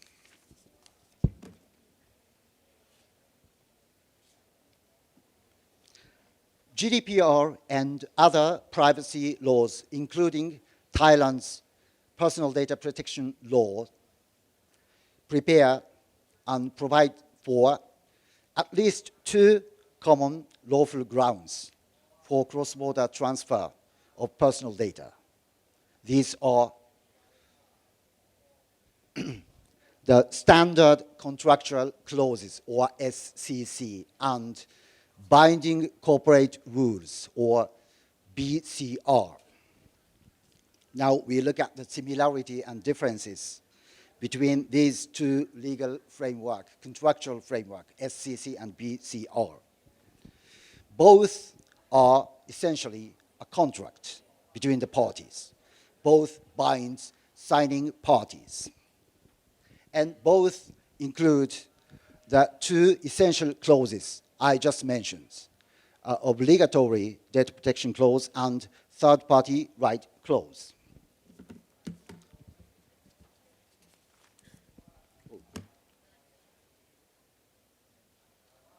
So this is a common feature. And now we look at the difference between these two frameworks. Standard contractual clause is basically a bilateral contract between the data exporter and the data importer. On the other hand, the binding corporate rules, or BCR, are a set of rules that bind member entities of a corporate group or joint venture. There is a bigger difference. In BCR, certain accountability elements are included. Accountability elements set out in privacy laws, for example, GDPR, namely education to the employees, an audit mechanism, periodical review on data protection measures, or complaint handling mechanism.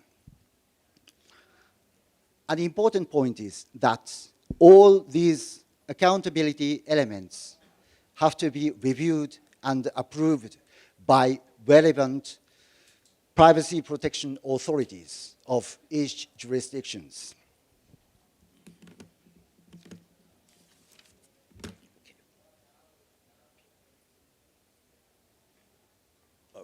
Oh, sorry.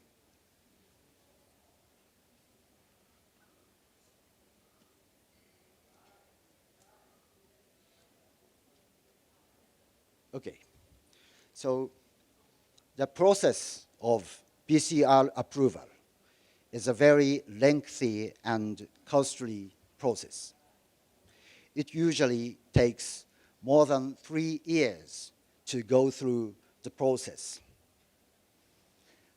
Supervisory authorities of at least 2 member countries of the European Union have to review the accountability elements of the proposed set of BCR, and all the EU member states have a right to submit opinion to any proposed set of BCR. All this means that once approved, having a binding corporate rules approved by the European Union can be a golden seal of compliance with the strictest privacy law in the world. And this high level of privacy compliance is most likely to be a general compliance demonstration with privacy laws in most other jurisdictions across the world. Oh, sorry.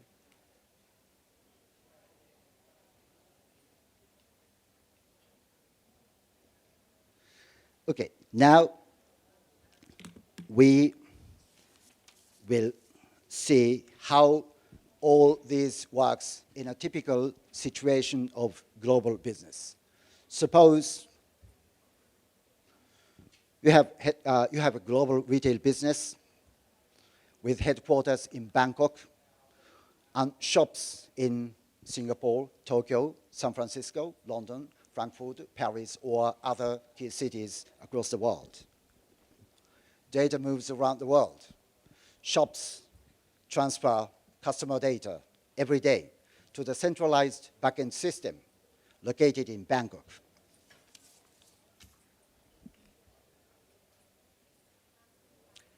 In a circumstance like this, the easiest and most readily available way to legalize cross-border data transfer between the group entity is signing data transfer contracts in line with standard contractual clauses. But here comes a problem. If you have multiple entities involved, then you must sign a lot of documents. Here we have 6 entities, and we must sign 15 documents. It's very complicated. But in reality, we can aggregate this data transfer agreement into a single aggregated agreement. So all you have to do is sign a single document.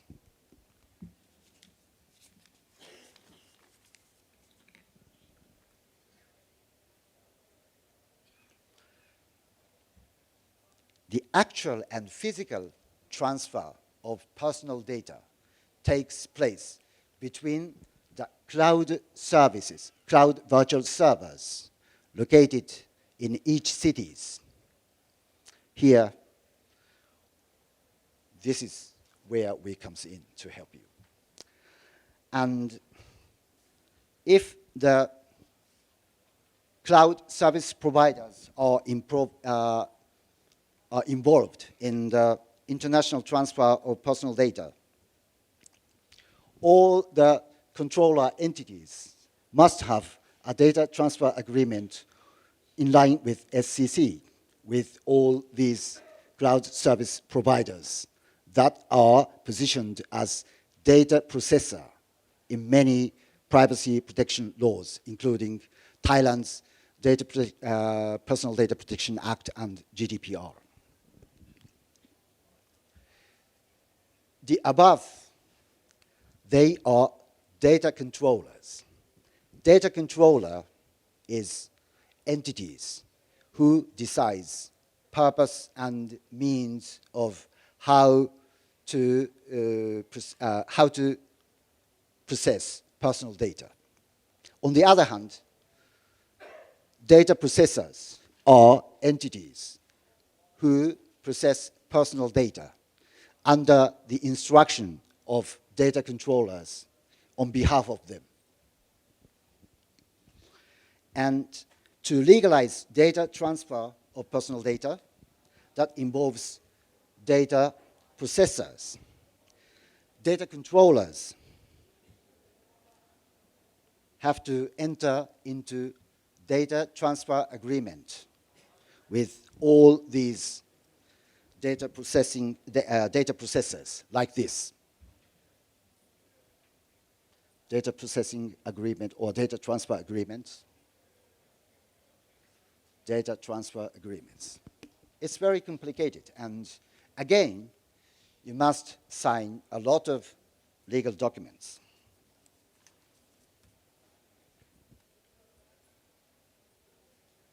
But if you engage a data processor cloud service provider with approved BCR, then all you have to do is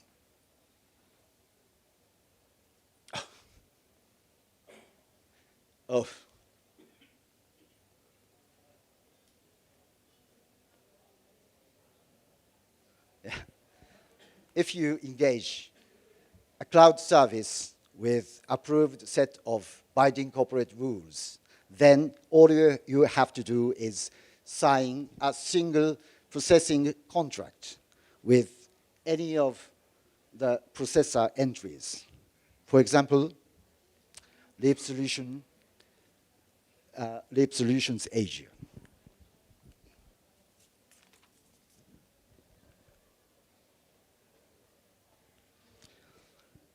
The BCR Ready Cloud can help you simplify the data transfer across the border. Moreover, the BCR Ready Cloud can help you demonstrate your compliance with privacy laws in many different jurisdictions. In most countries, the privacy law provides that data controllers must have a legal obligation of properly supervise their data processors or engaged service providers.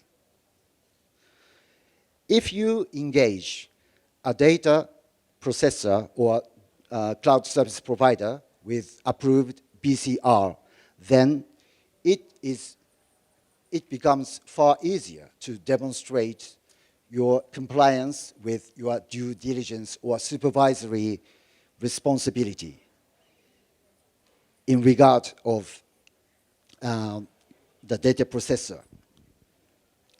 So now I would like to announce to you an important fact. We, IIJ Group, are in the final stage of approval process of binding corporate rules with the European Union. Maybe by the end of this year, we can announce you that we have our binding corporate rules finally approved by the European Union. Then, once approved, we will cover our whole cloud computing offerings with the BCR. We will begin with our headquarter, IIJ, and our 100% owned entities across the world. But soon after that, we will expand our coverage of global BCR to our joint venture partners in the key Asian countries, including Leap Solutions Asia, located in Bangkok, Thailand. So I hope we can help you demonstrate your compliance with BCR Ready Cloud. We, IIJ, are doing consulting business. We help our customers to help comply with world privacy laws. We have many lawyers and professional consultants who are very familiar with many different privacy laws across the world, including the GDPR of European Union and Thailand's newly enacted data protection law. So if you have any trouble or if you would like to ask something, please consult with Leap Solutions Asia. And I hope we can help you before long. Thank you very much. We open the floor for the questions. Please raise your hand if you have any questions.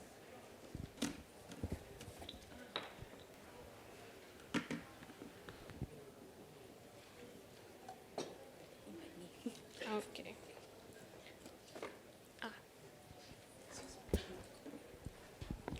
Good morning.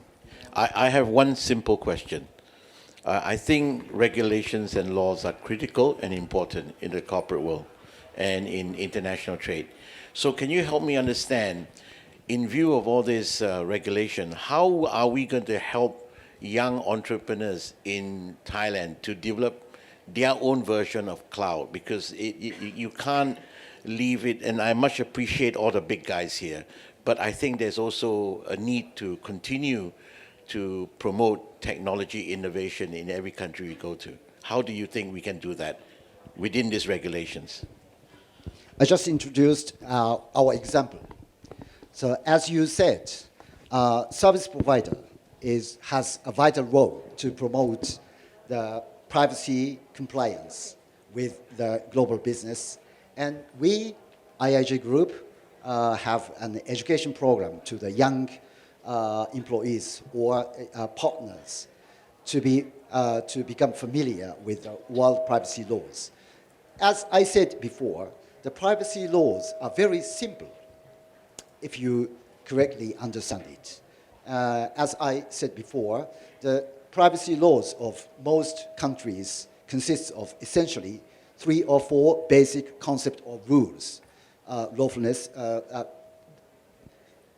Among them, the most important are the transparency and fairness. You should explain what you do with the personal data very honestly, and you have to remain honest to your explanation. If you educate that most important principle to the young people or young employees, maybe you can greatly improve the compliance level of your service or the young generation of your honorable country. Okay, and I'd like to invite Jeannie to present the token of appreciation to the speaker. Thank you very much. Thank you very much.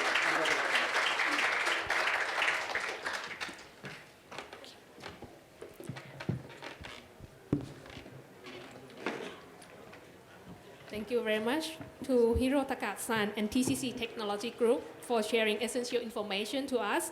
Now we shall have got a short 30 minutes break. Please proceed yourself to the expo hall and enjoy your food and beverages. There are demos and solution presentations at the expo hall's technology bench. See you soon.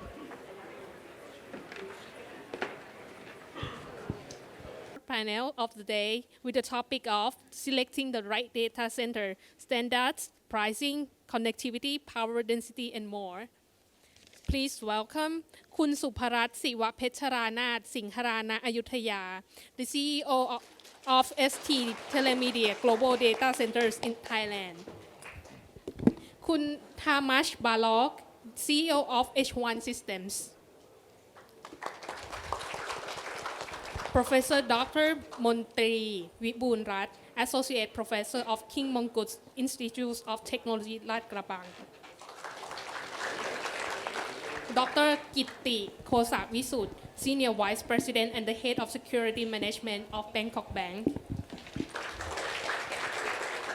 And finally, our moderator, Wong Kawin, the Managing Director of DC First. Please welcome. Hi. Good morning, ladies and gentlemen.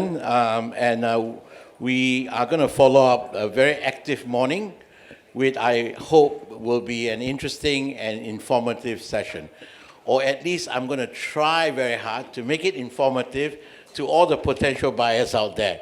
So I told my panelists that I will be extremely unkind with my question. Welcome. Welcome. Yeah.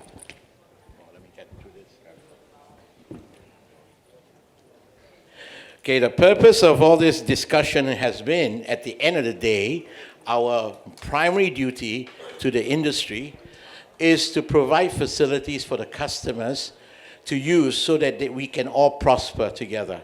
So today's topic for the panel is to discuss how do you make a decision, and when I say how, this would be a user opinion as well as professional opinion together. And on my panel today, I do have one user and one customer and one designer and one influencer. I think that's the right definition of my panel today. So what I want to do is start off by asking a simple question. Most of us here have, in our lives, selected something very important, right? Do you know what that is? Each of us have made that decision with great difficulty, and if we make the wrong choice, it becomes disastrous. What is that decision that each of us personally made once in our life, at least? Yes, your partner. So who you married to? The husband you're married to? The wife who you are sitting next to, or would be sitting next to tonight for dinner, that decision is a really difficult one, at least for me, I always find, because they don't teach you how to do that at university. They teach me how to do electrical system, but not to find a partner. Now, similarly, in the business environment, this is the same situation. All of you have gone through life learning about technology or anything else in business, but they never teach you how to find a business partner. And in this case, a data center business partner, I'm going to now introduce a topic to say that it is a very critical partner because of the same reason like the wife or the husband. Actually, maybe it's even more difficult because divorce is not possible. If you get into a big data center with 500 racks of your corporate server, and tomorrow the data center collapse or go out of power for more than 3 hours, and then they come and say sorry, like Japanese style, and they bow very low, and I'm so sorry, we are out for 4 hours, so sorry, so sorry. First time is okay, correct, Dr. Kitin? The second time, not okay. You cannot fail more than once. Actually, you cannot fail, but if you fail twice, and if I was a customer and I have 400, 500 racks, this become a very big headache for the CIO. So my first question to the panel, in view of what I just said on a big picture basis, what do you think from an industry point of view, from the data center point of view, what are the things that we can do to at least communicate with customer a sense of the quality of the data center that we provide? What are the things that you would list out? Let's discuss one item first. What would the one item each of you would be thinking of that would enable you to have a dialogue with a customer and make sure they understand what quality they are buying from you? Okay, so first I want to say thank you to Kevin for moderating. I want to say thank you to W Media and welcome everybody to Bangkok. My name is Suparat from ST Telemedia Global Data Centers, THCDC Thailand. So there's many elements, right, to make sure that you pick the right data center and have a happy marriage, a long-term marriage together, right? But the core of that is one element in the perspective of STTGDC, which is scale. When you have scale, that pushes other requirements to come into play. Scale will drive the availability of power. Scale will drive the capability, your bandwidth for a network. And scale, make sure you have space or the right location. When you have scale, as the panel talked about this morning, it drives commercial viability. So it makes the co-location, if you have capacity, you have power, great location, but if too expensive, quite difficult to maintain, right? But if you have scale, then it becomes commercially viable. And then when you have commercially viable, then your business grows. But with scale, there's different levels of scale. The best way to make sure the 500 racks long-term is the ability to have hyperscale. With hyperscale, then, it's about connectivity. Connectivity that's carrier neutral, but not connectivity only domestically, but internationally. It's connectivity within the different regions and hubs, from China to India, to the United Kingdom, to Singapore, and to Thailand.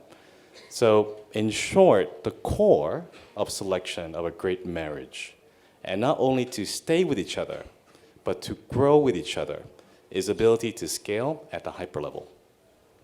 Okay, point taken. The next one, Tamas. Okay, thank you. My name is Tamas Balog from H1 Systems. Kevin said I'm a designer, but actually we are a bit more. We call ourselves as a specialist, so we do design, construction, and operational support. And some data centers we operate, but that's only Europe. So I come from a different angle. You mentioned scale, I mentioned skill.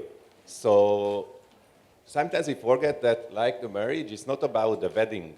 It's not about building the data center. That's the exciting part, but that's not the important part. It's all about operation. So this industry is about the future of operation for the upcoming 5 to 10 years. So when a customer makes a decision for choosing a data center, they should not make a snapshot of the actual situation. they should predict what will happen with this data center for the upcoming 5 to 10 years, or at least during the contractual term. So you have to go down to the operational level. You cannot differentiate between data centers by looking on papers and proposals. You have to send your technical people, you have to send us to check that if that data center is operated in a manner which you would like to deal with. So actually your people have to deal with, on a daily level, do the change management together with the operational team of that facility. And that actually comes back to the scale. So to have skills, you have to have a size. So that comes together, but even with a good team, you can operate actually a not so good data center well, and you can have a good data centers, but you can miss the operation. So that's my point. Excellent, brilliant.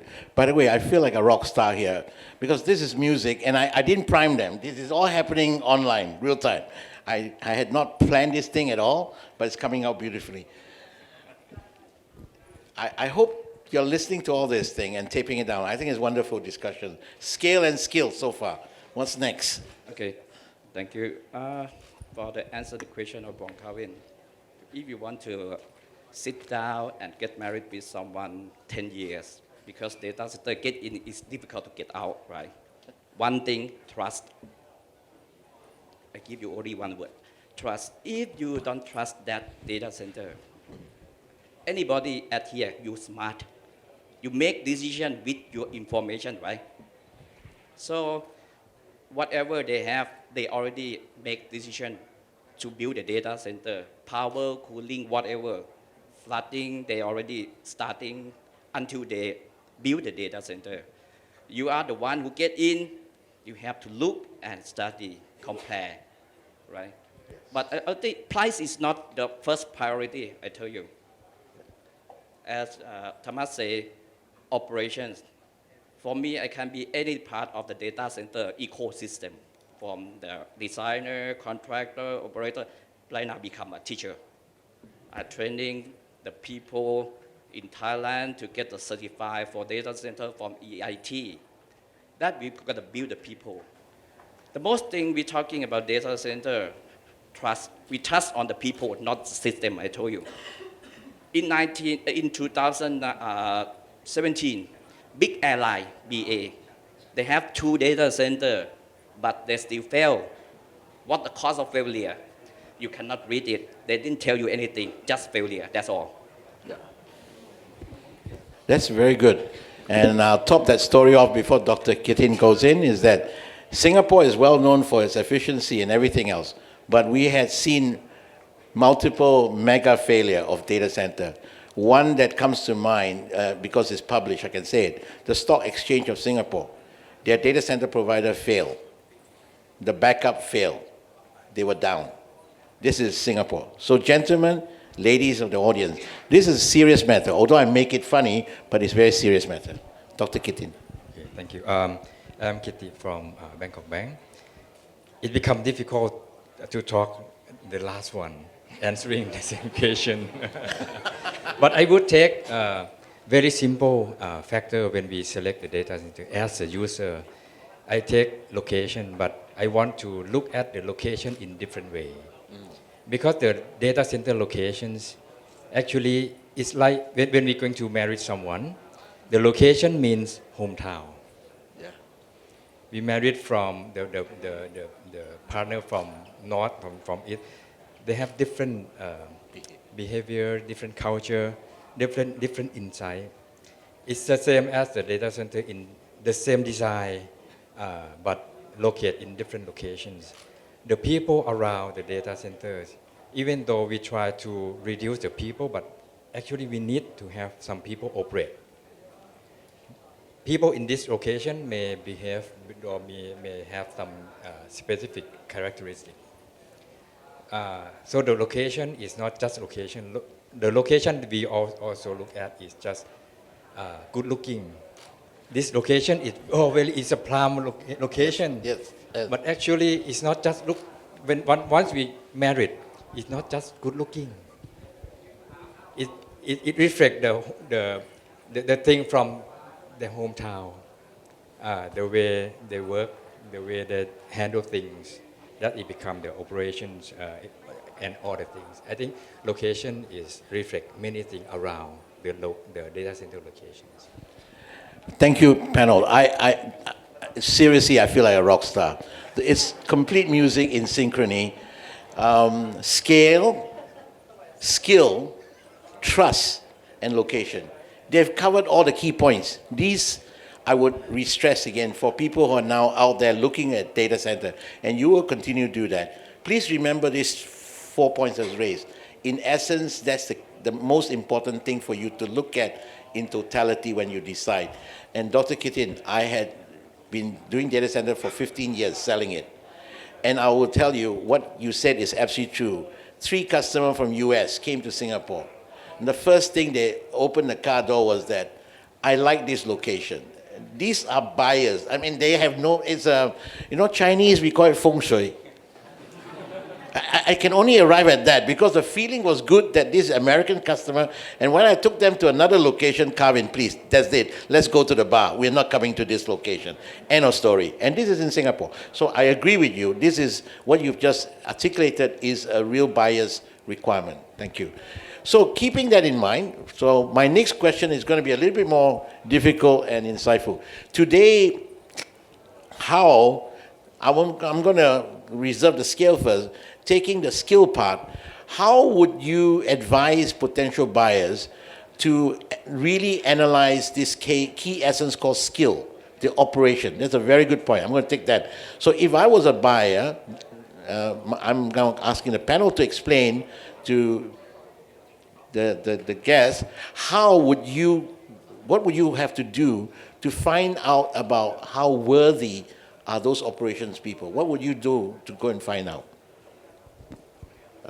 Start with Dr. Kitin. Give you the easy one first. Let you go.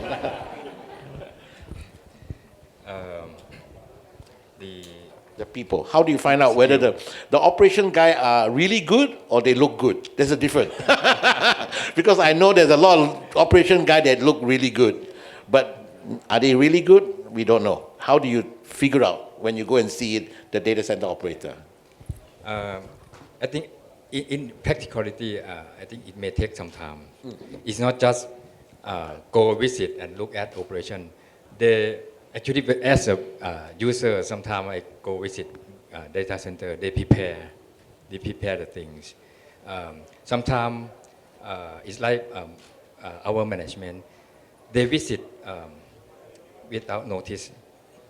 Sometimes they just go in, look around. So because it's a long-term partnership, so it's like a very important strategy when you have like a formal and informal visit in order to double check something. Wow, when I heard Calvin ask, make me remind the movie called Forrest Gump. Life is like chocolate, right? You have to taste it and you know. Same as operation, I can tell you most of the data center failure is on human. We have the new technology we call DSIM to operation like autopilot. The best airplane in the world, 737 MAX, 2 plane already. Right now they all grounded on the airport. Why? Does it take a lot of life? Doesn't matter with data center. So that means when you want to check with data center they have good operation or not, word of mouth, you can ask the one who rent the data center already. Let's see about the history of the failure, what happened, what the cost, even though they have the backup side or not. Like Japan, they didn't build a huge data center, but they use the smart of the telecommunication because right now the technology changed. We didn't talk about the latency anymore. So that means multi-data center will be another choice for the client. The client, it doesn't matter how standard level you have, but how fail you have, that is the point. So that means to answer on this question on operation, human and human and human. Because Toyota, they tell us before we build a good car, we have to build the people first. That's the from my point.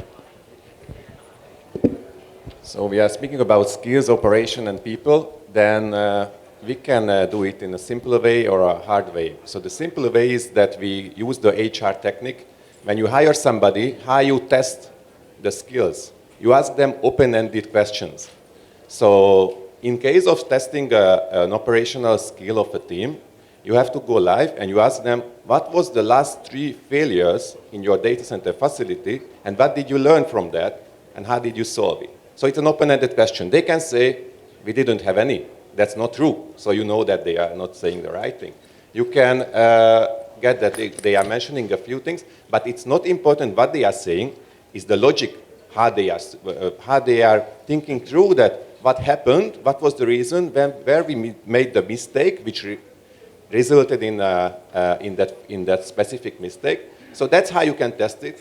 And if you have in your team, in-house or as a partner who are helping you, supporting into your decision, who understands this really, so he's living with the data centers 10, 15 years, he will know or she will know that this team is worth for what they are doing or not. The hard way is the US style. So we had a project for security system for the nuclear materials. So, and the US government agents actually came to many locations and tested the site. They didn't check the documentation at first. They didn't check all what we showed them. They go to the real people and test it live and make live questions. So one site was a hospital. So they actually asked the doctors, in case there is an alarm on the nuclear sensor, so the X-ray at the X-ray machine, what you will do? And they asked the doctor directly. If he can answer, then us as a provider who made all the system turnkey did a good job. If the doctor is not able to answer the right thing, then there is a problem, because it's all about action. It's not about paper. It's not about what you installed. It's actually how it actually works. That's what you want to find out. That's a hard way, but because you have to go very deep into the details and take some time. Okay. Thank you. So about the question about operation. So operation is a discipline. But if you want to talk about exceptional operation, it's about anticipation. What does that mean for operations? You anticipate the potential service issues that could happen. You build in those scenarios from how you design the data center day one.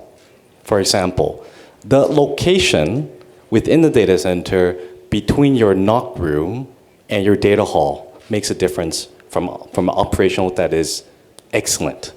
Having a NOC room and data hall in itself is not adequate for exceptional operation. So first thing is the discipline, but also the anticipation, number one. Number two, standard operation, we all know, talks about processes and KPIs. That's just the standard. We must have that. But how that is enforced is not dependent on just your organization structure, but also dependent on the language that you speak. So for example, in operations, as an exceptional operation, you talk about green days. You talk about smoke before the fire. Having a fire in a data center, meaning a service issue, is unacceptable. So you can talk about audits, you can talk about KPIs, but if you're not looking at leading indicators, if you're not looking at where the smoke could be, but reacting to the fires, that's not operations. That's just following a rule book, right? Number three, it's about the people. People means what? People means experience.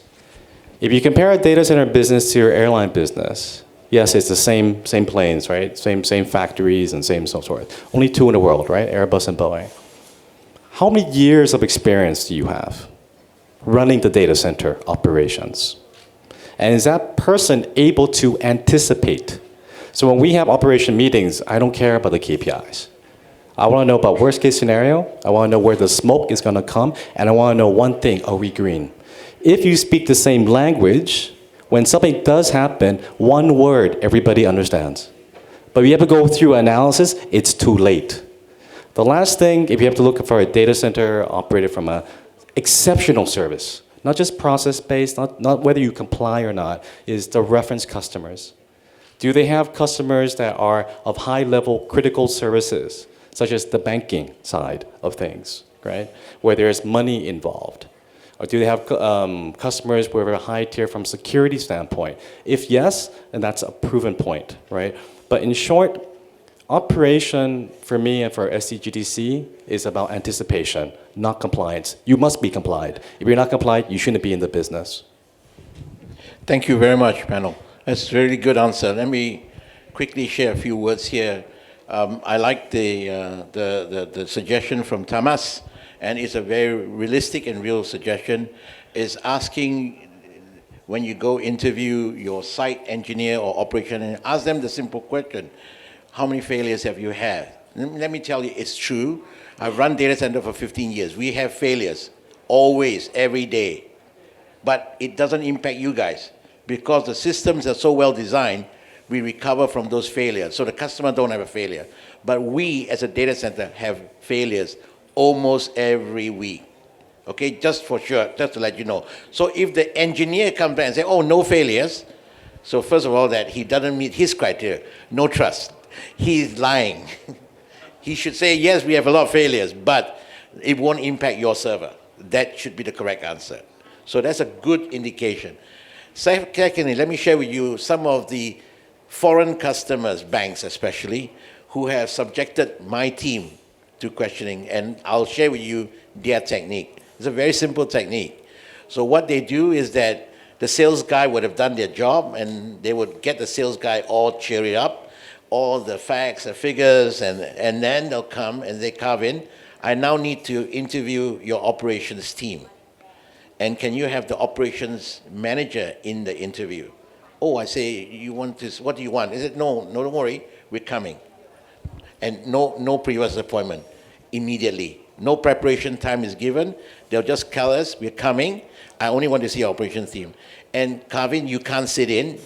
And the operations manager told me later that the operations manager was told, you're not allowed to say a word. You sit and listen. I will question your staff now.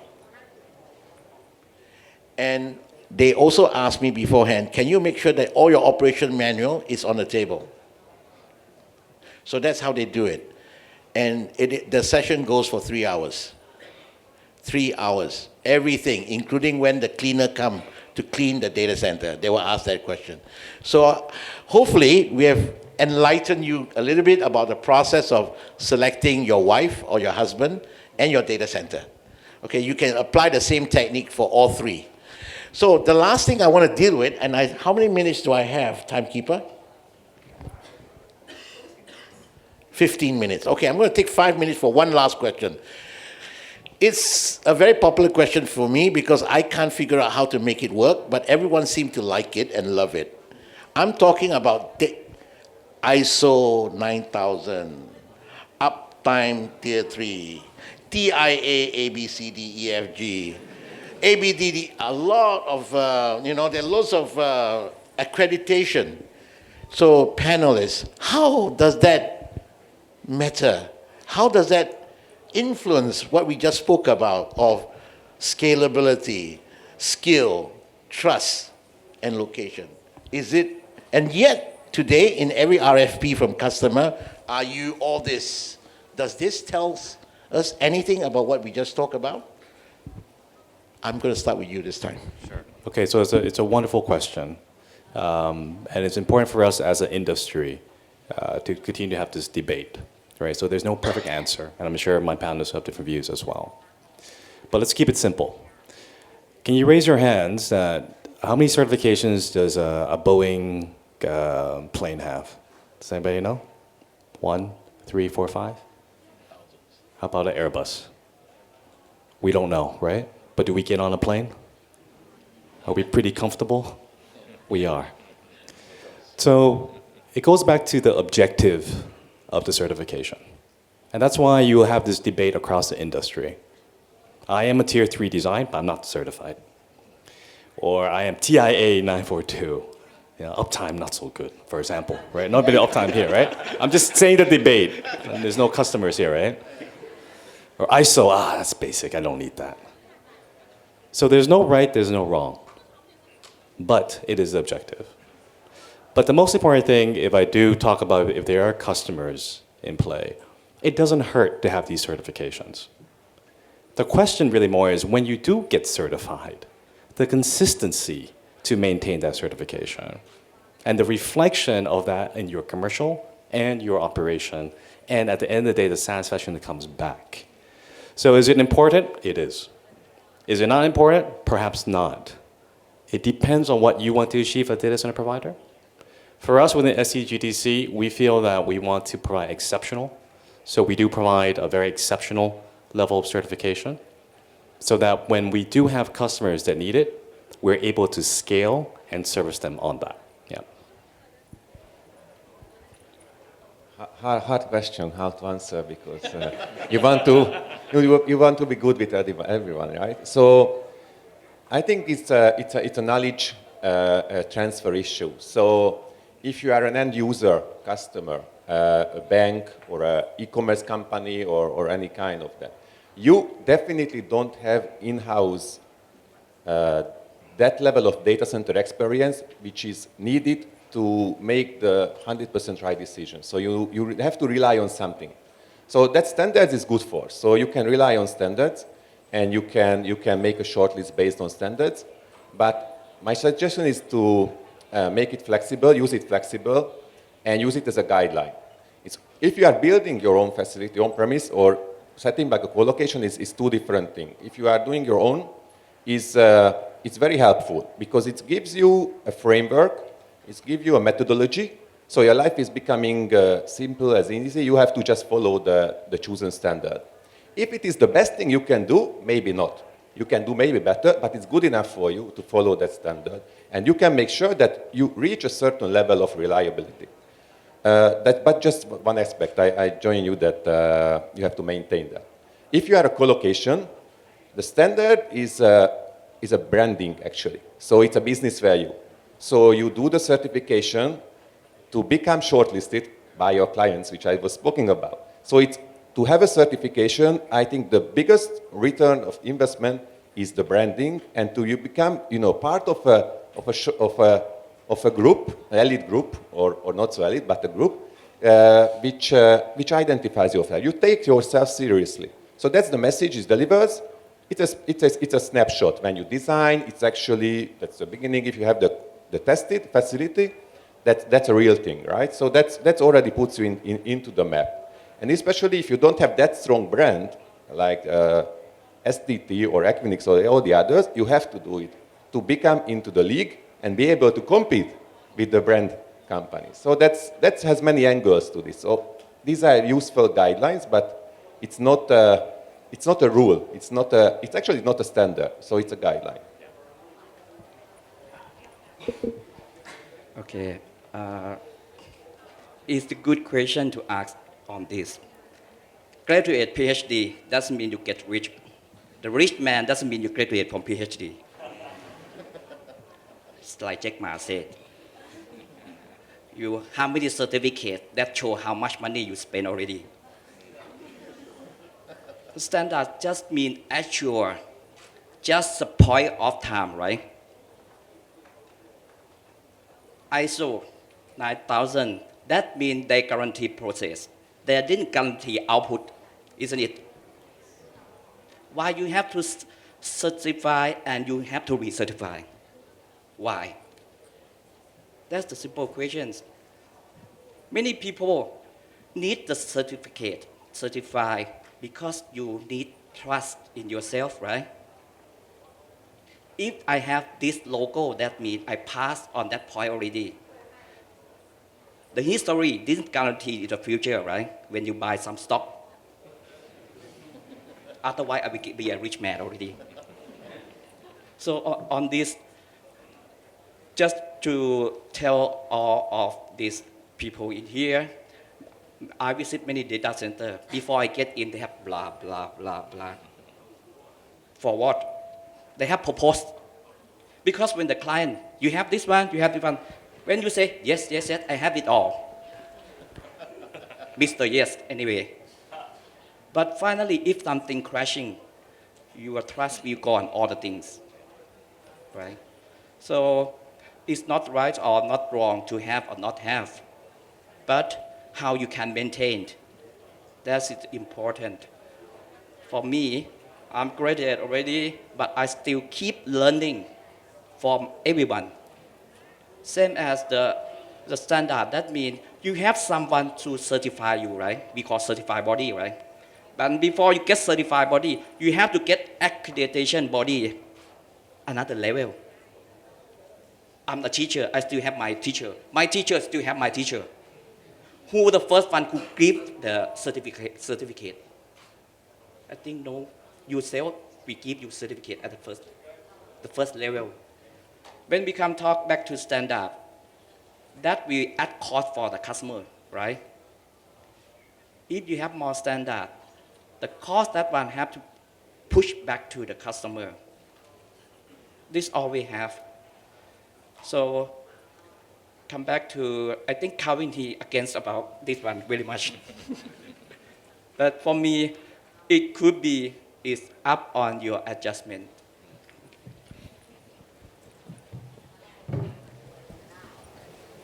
Okay. I would like to see look at certification in two aspects. The first one, we use certification for someone who don't know detail about data centers. It's good for communication. Otherwise, you're going to explain about generator specification, UPS, and blah, blah, blah, everything. You cannot explain. Even though you try to explain, they don't understand. So certification is useful for communication to someone who don't know, but we want to create the trust. This is the benefit or the role for certifications for someone who don't know.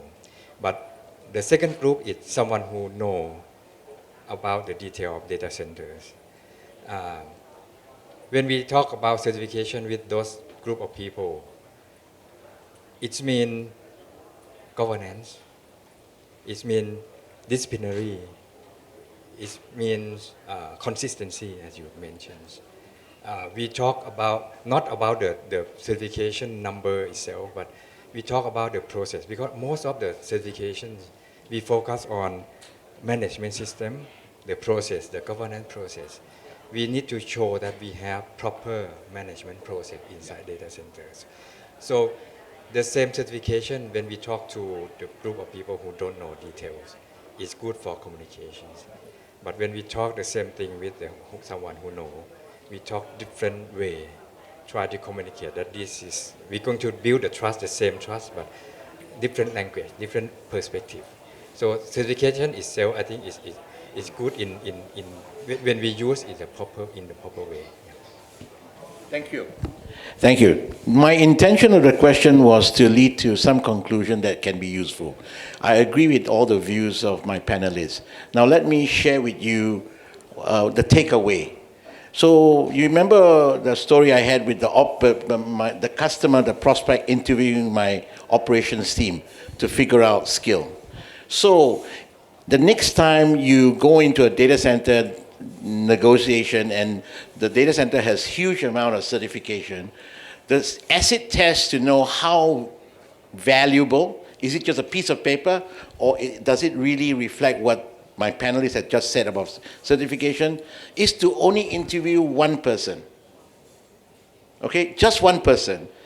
If that person knows everything about what is happening with his certification process, those certificates are valuable.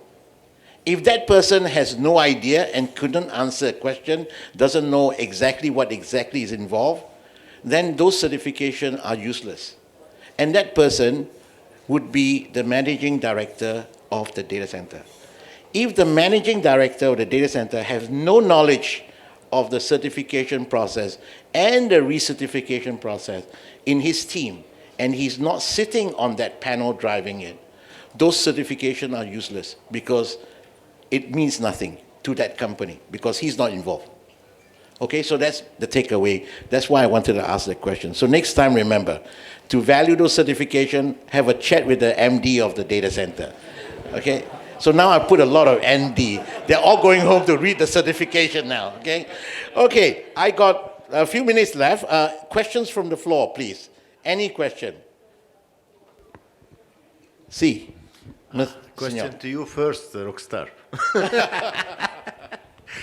Okay, we'll go back to the first one. You have a data center contract, you're like getting married with them for a long time. Okay, but we forget here to say that many countries in many categories of business like health, banking, or insurance, okay, there is regulation which push you for every data center with security layers, with 1, 2, 3 recovery disaster program for data center, co-location. So this is my questions. How you can fit with this regulation in many categories of business, especially if Bangkok one can answer me also. How are you doing this for your data in case of disaster, natural disaster?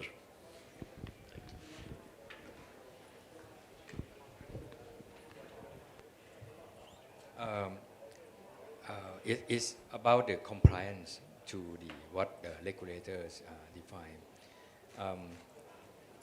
I think the whole key point is I do agree that is the operation is very important, and the whole governance when we design and build the operation and understanding from top management is very important thing that we need to build a culture from that view in order to help comply and then we start. Otherwise, the compliance checklist become some item become it's like an ad hoc, and sometimes we need to put more effort on it.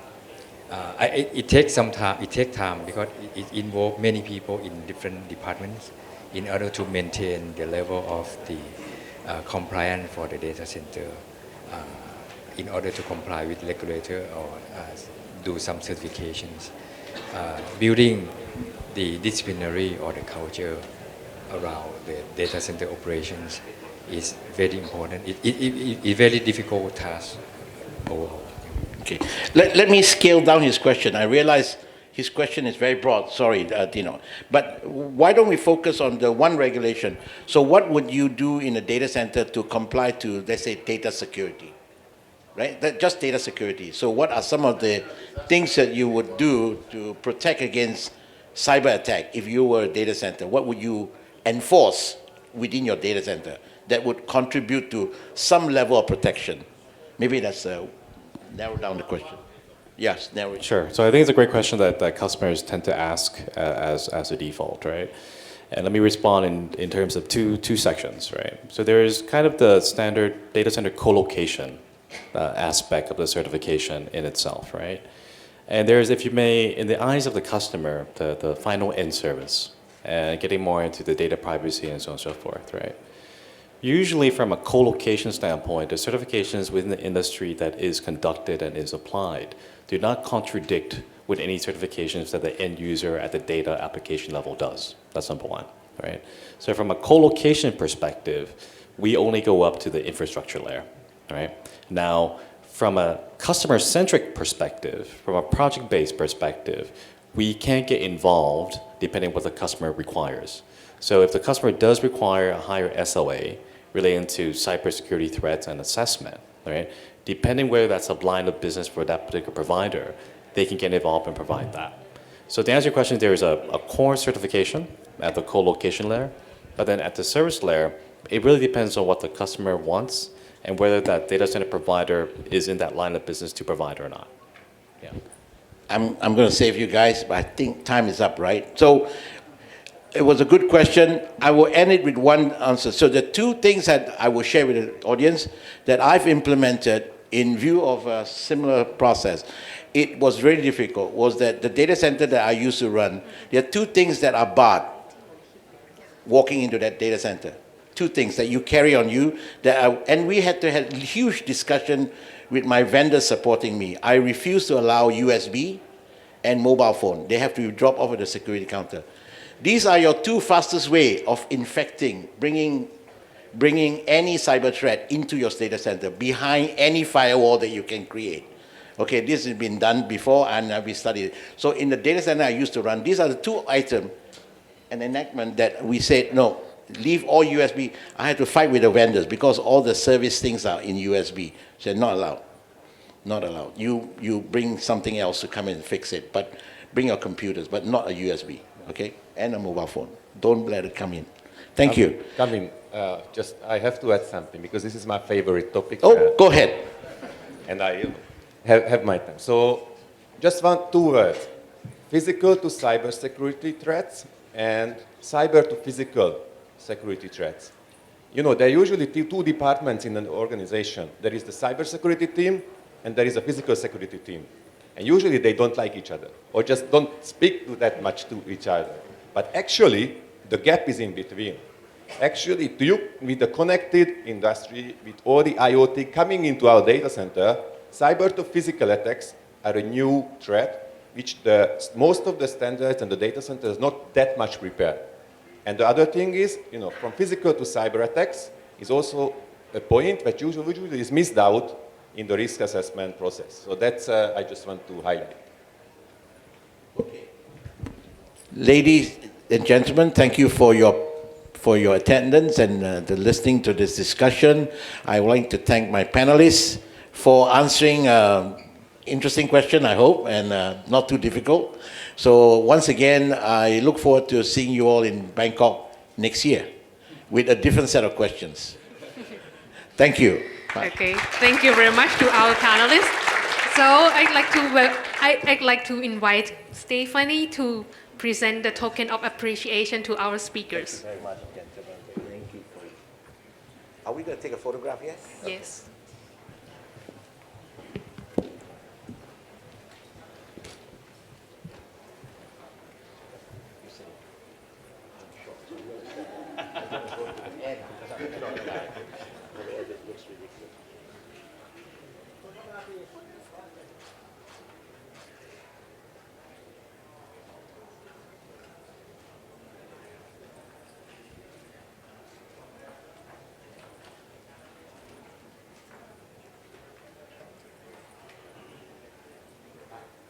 Thank you.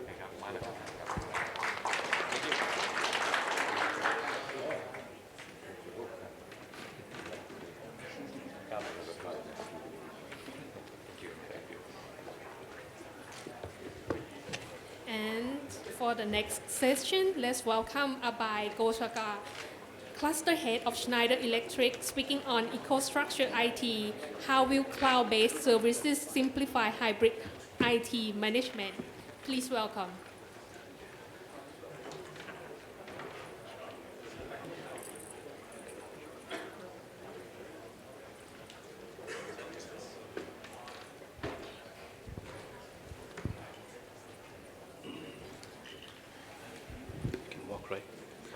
Hello สวัสดีครับผมชื่ออภัยนะครับ My Thai is not that great but I started usually in Thai because I'm from Thailand. I'm based in Bangkok, Thailand, right? So people in Thailand, welcome, สวัสดีครับ People outside of Thailand, welcome to Thailand. It's a country of smile. So today we are going to talk about some of the technology innovation which Schneider has brought in towards looking at the data center infrastructure, right? Today we heard our panelists talking about cyber security, the threats on a data center, the attacks coming out of a data center, which is not with the guns nowadays, it's with the click of a button, right? So in fact, as a Schneider, past few years, we have been happy to see customer is innovating, right?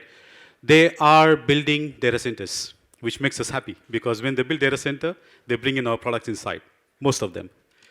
So the technology from IT perspective is changing, right? We see that in 2006, we heard about a term called cloud data center, right? People were looking at this, at the sky and saying, oh, somebody is going to fall down from the cloud. So the first cloud technology word was used, if I'm not wrong, by Amazon, where they launched their services to deploy data centers on a virtual environment, right? During that time, a lot of people were using different terms for this similar offer. And we have seen how many people have really gone for it. So some of the large-scale deployments have happened on cloud.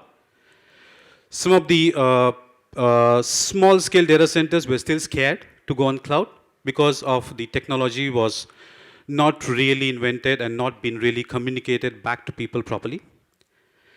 And then what we have seen over the past 15, 16 years, the technology is been changing from a centralized data center to something which is a decentralized infrastructure, wherein your data center is actually moving from a central cloud to a hybrid technology. This happens to me every time when the slide doesn't move. All right, so here it moves. So we have seen a technology which is from on-premise data center to a cloud-based data center to a edge data center, which is now a hot topic for the 5G technologies. People are talking edge, edge, edge.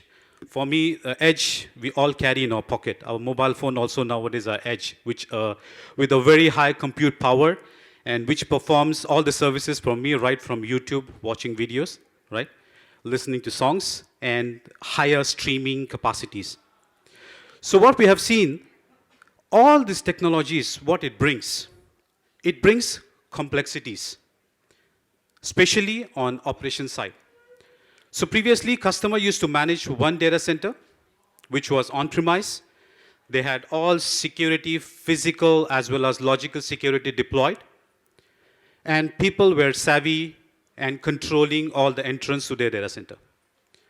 But today, with this hybrid technology, we have on-premise, same customer using some of the technologies on cloud, same customer is putting some of their data center on colo, same customer is also having edge because of the different branch offices, and they all want this hybrid IT technology to be secure.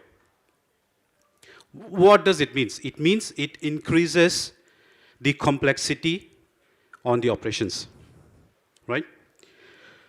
So what we have seen, the capacity is spreading from core data center to edge. The compute power is actually coming towards the edge, where we need a more connectivity to the people on site or on the location. We also see the requirement where when this kind of hybrid technology is evolving, we heard our customers, they've been worried about the infrastructure, that what exactly, how can I manage so many data centers? I don't have so many resources to really deploy them on each site, whether it is an edge site, whether it is a main site, whether it's a core site. There is a complexity. We need to control OpExes, right? Who is going to manage it? Who is going to monitor it? Do we have enough skill sets to manage those data centers? So all those questions were asked, wherein we tried at Schneider Electric to come up with some of the answers. I won't say that we have all answers, but we tried to reduce the complexity in the data center. So as we have seen, there are two key topics which really contributes to the operational excellency of data center. One is the resource layer, where we have seen we have limitations on resources. We have limitations on skill resources. And the complexity, which is increasing day by day. So today, if I control the resources, people, systems, to reduce the OpEx and CapEx, but the complexity is increasing, which is causing the operation excellence of data center to go down. So IT operation excellence of data center to go down. We talk about a data center which is a core site. I don't want to say tier 3 certified or level 3 certified, whatever industry standard certified data center, which is a core site, which is connected to an edge data center, which even not tier 1, because you want to reduce the complexity, you want to reduce the resources. But end of the day, where the end user is getting connected, today they are getting connected to the edge. So what level of uptime do you really offer to them? Is it the uptime at the core site, or is it the uptime at the edge site? Right? So this is how we basically trying to manage the complexity, right? Because resources are limited. We don't want to invest on resources. But we really want to help our customers to manage the complexity, to improve the data center operation excellence. So this is basically to provide the customers, the end user, the experience where they are able to sustain and use the services. So this is where we have introduced a management system. I'm sure most of you are aware of data center infrastructure management, wherein there are softwares which are placed on premises to monitor the data center, to have a different level of physical attention to infrastructure, to simulate how your data center will perform while you are deploying the data center. So what Schneider has thought about is basically to come up with an infrastructure which is cloud-based, right? Where you can still collect, analyze the data, where you can still have a visibility, where you have still some resources sitting at the back end and remotely monitoring your infrastructure, where you can still rely on the new technologies of AI, data analytics, big data, to see how your data center is performing and how your infrastructure is reacting before the catastrophe hit. So it's basically more on predictive maintenance than the preventive maintenance. So we predict how the infrastructure is going to perform, how equipment is going to perform. So this basically can offer our customers to do planning and to manage their infrastructure to ensure that we get 100% out of it. Now, it's still not moving. Okay. So we have 3 offers. I don't want to do a sales pitch.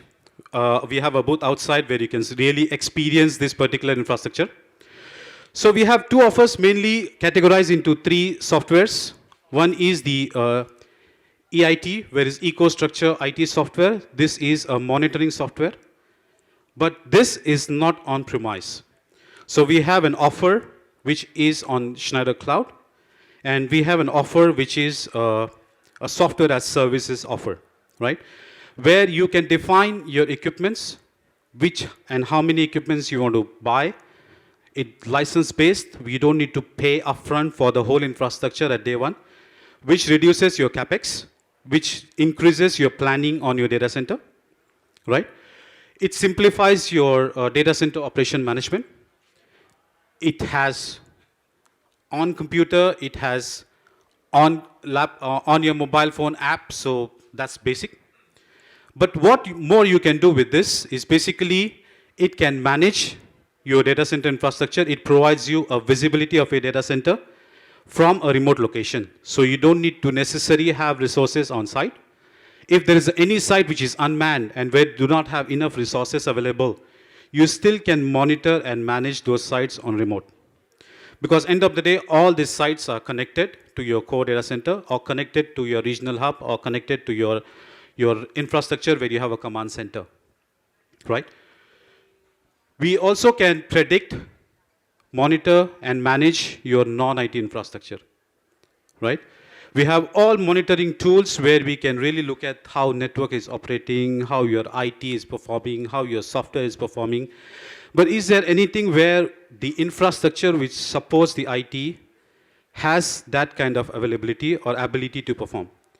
So today, all Schneider products, if you have in your data center, they all are open APIs, open protocols. They can be connected on SNMP traps or any third-party equipment which can give an SNMP traps and open protocols can be connected to this infrastructure. So it's a vendor-agnostic approach where it's not necessary where you need to have Schneider equipments. I would prefer to have, but not necessary you have Schneider equipments on your data center. So if any of the infrastructure where you want to really have an ability to monitor and look at your infrastructure from remote site, there is a possibility. And again, it's a cloud-based software with license-based approach. Okay? And we also have a software ability where we can plan and model your data center before you deploy any IT into your data center. So basically, in this infrastructure management where we do a IT advisor, that's basically there is a list of servers, list of IT racks, their relative power consumption, their relative network connectivity ports. you can just simulate before you bring in your IT into your data center that how your infrastructure will perform. For an example, if I want to deploy a IT server rack, a new IT server into a data center, I can simulate by adding that server or by increasing or decreasing the temperature in data center and see how my data center is going to perform. So this will predict that whether do I have any hotspots in a data center, whether before customer putting their infrastructure in my data center, do I need to do any adjustment? Do I need to manage any of my services around the data center? So all that can be predicted using this particular tool. So how this tool performs. So we wanted to utilize not only Schneider expertise, but also expertise of customer in their environment. Because I know a lot of our customers, they have qualified people deployed in their operations. As we have seen, some of the panelists did mention that we do need to have operation people who are qualified, who are certified, who understand data center. So this tool is deployed in such a simple base that even the staff on operation can configure their tool. So not necessary you need a Schneider resource to configure this tool in their data center. It's simple drop-down windows, simple selection procedure, where the customer can use their own resources to deploy this tool on site. We also have a partner ecosystem.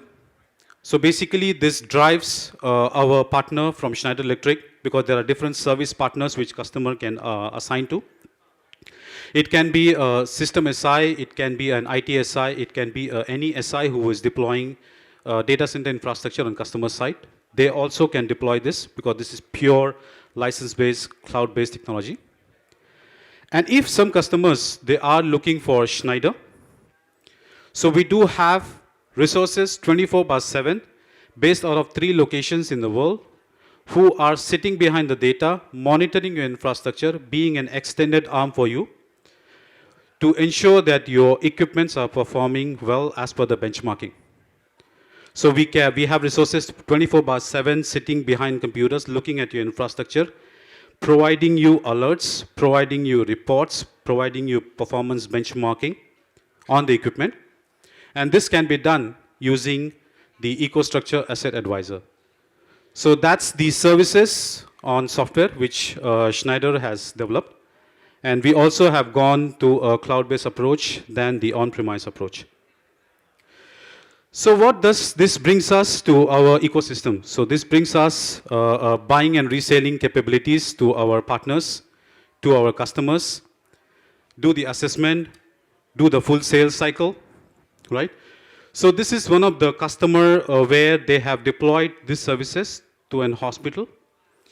And they have multiple sites across United States. And they have deployed this infrastructure to identify, because their IT supports the life critical system, right? And they have deployed the services to ensure that they have enhanced information in their fingertips from the centralized location. We also have performed this to one of the utility service provider in USA. They have deployed this to their multiple sites within their data center, where they have edge sites on each their power station, and the core site where they have seen the issues on downtime. And after deploying these services, which is on cloud again, they don't have to increase necessary resources, but can improve their services to their customer. So this is a small video. I am not sure whether they can, okay.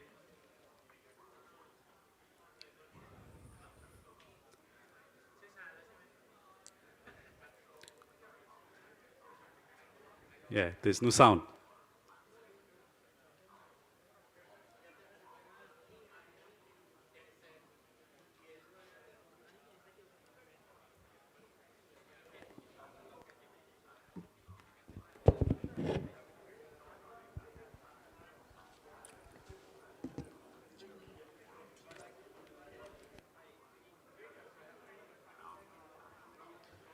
Anyways, so you're not able to hear him. It's okay. He don't need to talk, but our customer talk about Schneider Electric. So what basically he's trying to explain is they had an experience where they had a multiple site downtime, where their infrastructure were not able to read the downtimes on their data centers across the edge, across the northern region of America. And after deploying the services on cloud, they were able to monitor and predict how the equipment will perform just by deploying the services. And this services is again not on the infrastructure, it's on the cloud, so they don't have to really invest into any resources, but they can still reduce the complexity by deploying these services on the cloud. That's it, what I have. So basically these tools, again, as we mentioned, is cloud-based. It's simple deployment. It's pick and choose, pay as you grow. You don't need to buy the full suite in day one. So we can go system by system, product by product. It's pretty easy to deploy, and it's connected to all the partner and resources around the country. So if within the organization you do not have resources for operating all the data centers, you can rely on the partner ecosystem and also Schneider Electric performance across the region. So this is what I had. Any questions, any queries? It's open. And if you need more information, there is a booth right out of this door where you can have your answers answered by some of the experts. I know I'm standing between you and your lunch, but if there is any question, please feel free to ask. Wow, I was so clear. Everything is answered. Perfect. That's why always company bring me up on the stage, because I'm very clear. Or I'm very confusing. Thank you very much. Khab kun mak khab. Swadee khab. Thank you very much. And for the final session before our lunch break, please welcome Mr. Zhong Jinghua, Chairman of China Data Center Committee, speaking on China Data Center developments and trends. We also have Mr. Jeffrey Tay, Vice President of Global Strategic Sales and Business Development of Space DC, assisting in the translation of the presentation. Please welcome.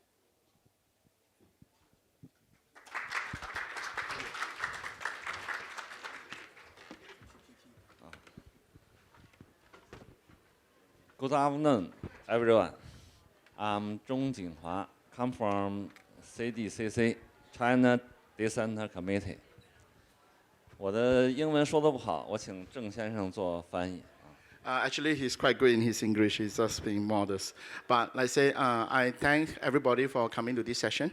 Mr. Zhong is the chairman for CDCC in China, which is the association that you will see, which is I would say, the authority where all the design and build standards on China data center is based on. All right, they have different publications that they will share. He will announce a bit about what he does. Myself, I'm from Space DC. We are a DC build and operator. Today is about CDCC, so please listen carefully to what he has to present. He has very good statistics about the China market. Today I speak the trends of China data center.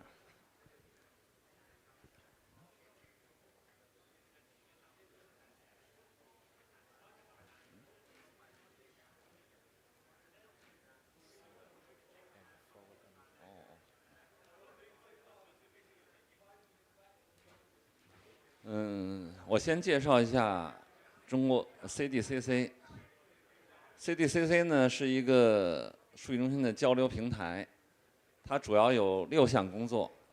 这个平台标准、教育、节能、创新和交流。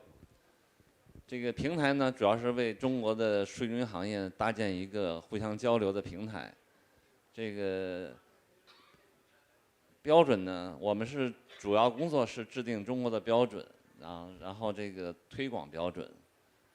这个教育呢，我们是在中国呢每年要举办10几场的这个像这样子的大会，在20号、21号在北京有更大规模的会议，大概有6、7千人这样的规模的大会。 Okay, like what I was saying, they are an association whereby they develop the standards for the design and build in China. As you can see, this is 6 core areas whereby they perform. They themselves, they run events in China as well. Every year they have like at least, every month they have at least 2 events.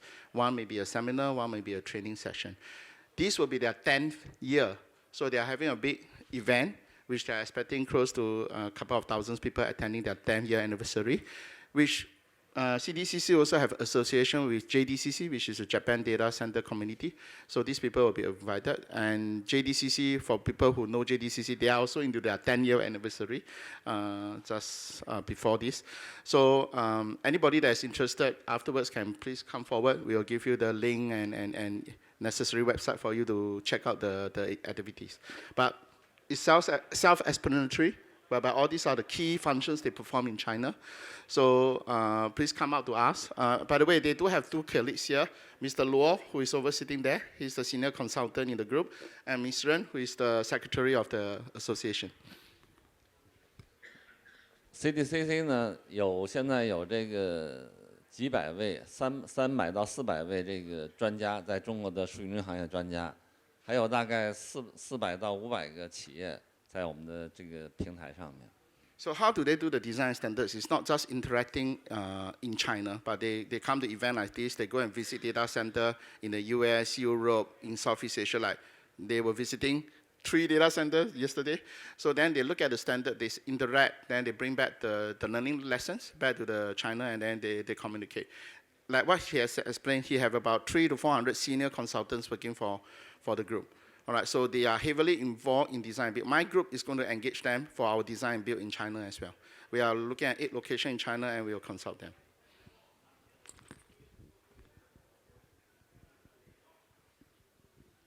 CDCC 呢，主要是编制国家标准。现在在中国数据银行业里呢，主要是执行的这本标准，这个数据中心设计规范。 Basically, this is one of the standards they publish in the sense of GB 50174. Actually, it's been sought after right now in Singapore. We are actually learning from this. People who know Joshua R, who is a public speaker as well, he is personally taking interest in developing this standard for our training of our data center specialists and professionals. And other than this, you will see a lot more books here. 中国的规范分成国家规范和这个协会规范。 就是团体标准，刚才是国家规范，这几本呢也是我们去年发布的这个协会标准，有数据中心这个等级评定标准，有这个数据中心机柜标准啊，供配电标准啊，空调制冷标准啊这些。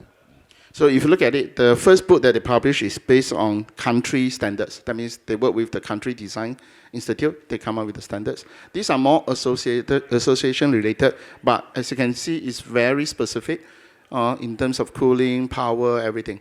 All right. And in China, right now, they are looking very seriously into 3 aspects other than PUE, CUE, and IUE. So PUE, everybody knows. CUE is carbon footprint, carbon utility efficiency. IUE, infrastructure utility efficiency.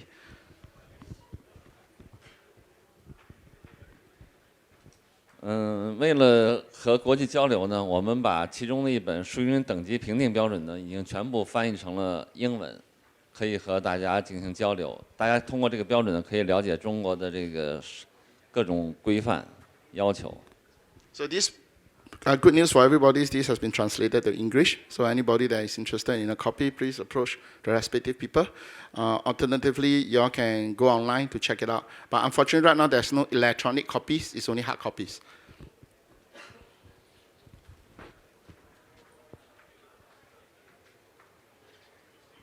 下面呢，我就讲一下这个中国的这个数据中心和世界的数据中心的这个发展趋势哈。这个中国的数据中心呢，从2009年到今年19年，已经高速发展了10年。它的平均增长速度呢，这个右边这张图呢，已经平均是35%在增长，每年平均增长35%，已经远远超过了这个世界的这个增长速度。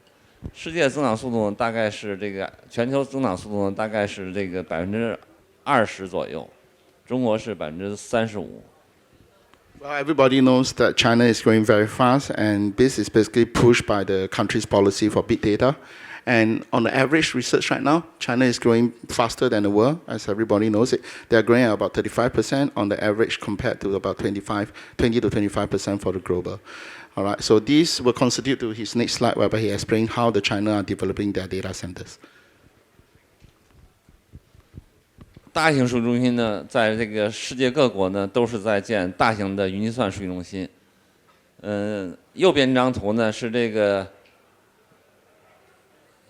个美国呀、中国呀，这个等等其他国家的一些这个在世界上这个大型数据中心的占比。美国呢，在2018年呢占到了40%全球，中国占到了8%，其他一些国家，日本、德国都占5%等等等等。这个大型数据中心呢，在全世界呢，现在大概到这个2018年呢有448个，但是它发展趋势呢也是在逐渐增长的。大型数据中心的定义呢，在中国呢定义就是这个3000到1万个机柜以上叫超大型数据中心。So the definition of hyperscale data center is about 10,000 and above in China. That's the definition. Right now, of course, America is building a bit at a higher speed. China is catching on at 8%. But personally, I know some of the big builds that's going on. Easily in Shanghai, Nantong, there's another construction of close to 55,000 racks alone in that city. Of course, Mr. Zhong himself is supervising some of the bigger build with the Chinese customer, easily up to 100,000 racks as well. So per data center campus. So he will share in the next slide. 这个是这个中国目前这个在这个北京啊、上海啊、广州等等周边地区，这个现有的这个机柜数，18年啊和这个19年现在有的机柜数，比如说在北京周边。这个18年就是可以用的机柜呢有53万个，到19年呢已经建设了有64万个机柜。上海呢有上海和它的周边呢，北京周边呢主要是北京呢和河北省等等，上海周边呢比如说还有南通啊等等这些苏州啊等等。像上海呢它有这个52万个机柜，到19年呢它现在可以用61.8万个机柜。等等等这些表格上都列出来了。So in China right now, the growth is still centered around Beijing, Shanghai, and Guangzhou. So the growth here, you look at it just based on 2018 numbers and the trend. We are looking already at 2018, 38,000 racks in Beijing, 520,000 racks in Shanghai, 300,000 racks in Guangzhou area. And the trend of growth is 647,000 racks. So when we talk about that, it's the surrounding area, not necessarily in Beijing. For example, in Beijing, it's surrounded by Hefei, all right. So and then in Shanghai, then it's Nantong and a few other areas. 核心中国的这个数据中心的需求呢，主要还是在这个核心城市，就是经济发达地区。中国经济发达地区呢，主要是北京、上海、广州、深圳这个大城市比较繁荣。这个经济比较发达，需要的数据中心是最多的。在这个核心城市呢，这个数据中心呢是供不应求的。但是在一些这个西北地区啊、东北地区啊这些地方数据中心呢，可能就是供大于求。Well, the good news here is that as you can see the trend, obviously the three operators are occupying major part of the data centers. They are doing most of the builds. China Telecom, with their experience and build in China, have now come back to Philippines. As you all know, that they got the third licensed operator there. So they're building 9 data centers there. All right, and with China Unicom, likewise, they don't build, but they go on partnership. They go on colo. China Mobile, everybody know they already built in Singapore, so they are all expanding outside of the region. VNet is a very interesting company. They are also looking at regionally expanding. The one that is interesting is actually Totterpen. All right, action to watch because they have been changing their business model. So now they internally has a company objective. They want to be the next GDS.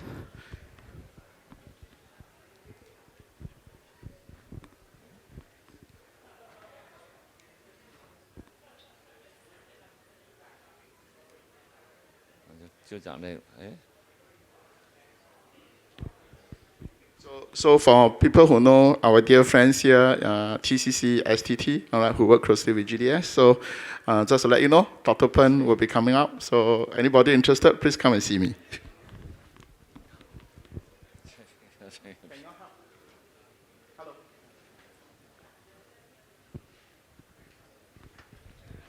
Anyway, Mr. Chong is a proud grandfather of a newborn for a couple of months, all right, but he's very active. His English is actually very good, all right. It's just that, he want to respect everybody here.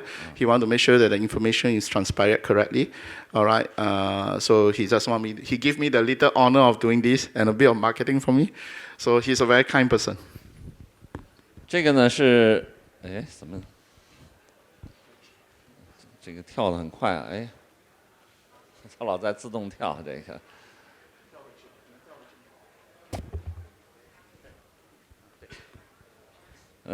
在中国呢，现在建了很多那个超级运算的计算机哈。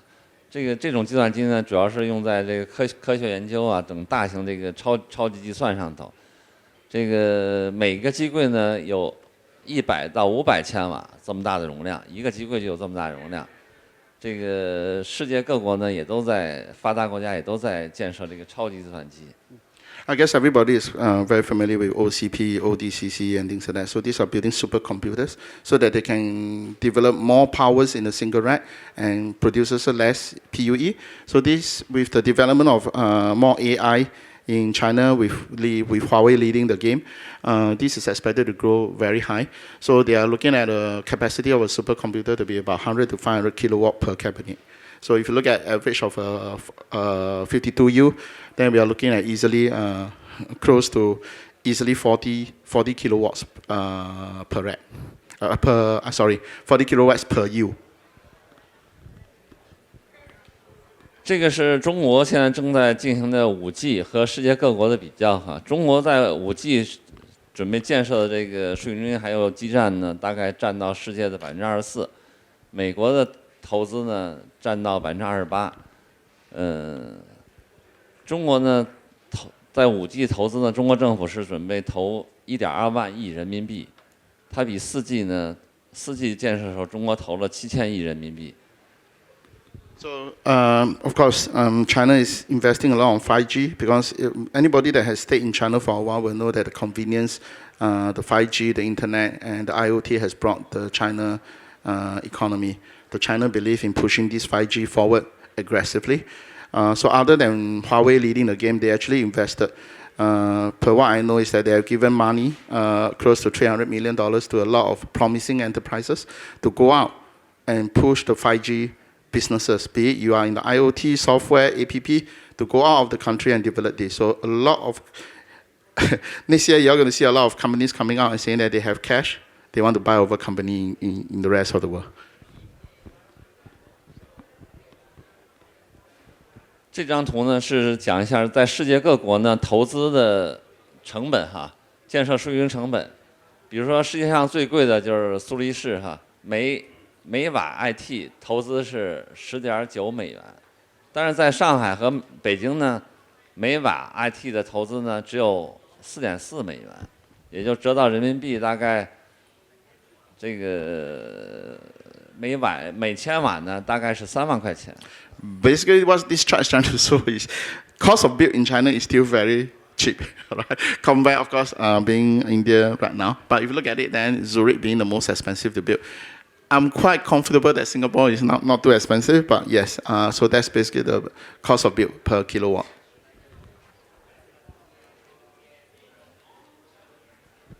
这个表格呢，主要说明了这个数据中心呢是为信息化服务的，信息化是为人服务的。中国和美国的对比哈，中国的人口是这个在这个人口数量上呢，中国人口呢是美国的4倍。GDP 呢，也就是总产值呢是美国是中国的1.5倍。这个数据中心呢，美国是中国的5倍。所以总的人均的数据中心数量呢，中国和美国呢相差了20倍这样一个数量。这张表主要说明了，在中国的数据中心还是一个朝阳行业，有很大的发展前途。So basically, anybody interested to invest China, please come and look for us because there's strong growth potential in China, and it's true because with the recent Sarkam buying global switch, everybody know that the average returns for data center build is about 18 times. That means if you invest in data center business after you sell your business, you get 18 times returns in terms of your investment. Sarkam buy over global switch is 35 times. So that has sparked off a lot of Chinese companies saying, wow, I want to be in that business. All right, and that created a lot of momentum for this thing. And China believed that, yes, we need to do a better job in building the infrastructure for the big data, and especially the 5G.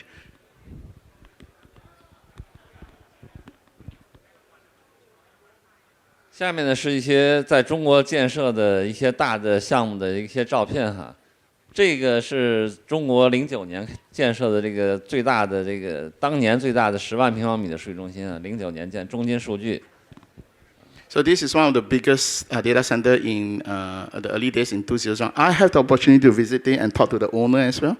So we are visiting it, and the campus is still being built because they have 4 major campuses. The major client inside there is Tencent.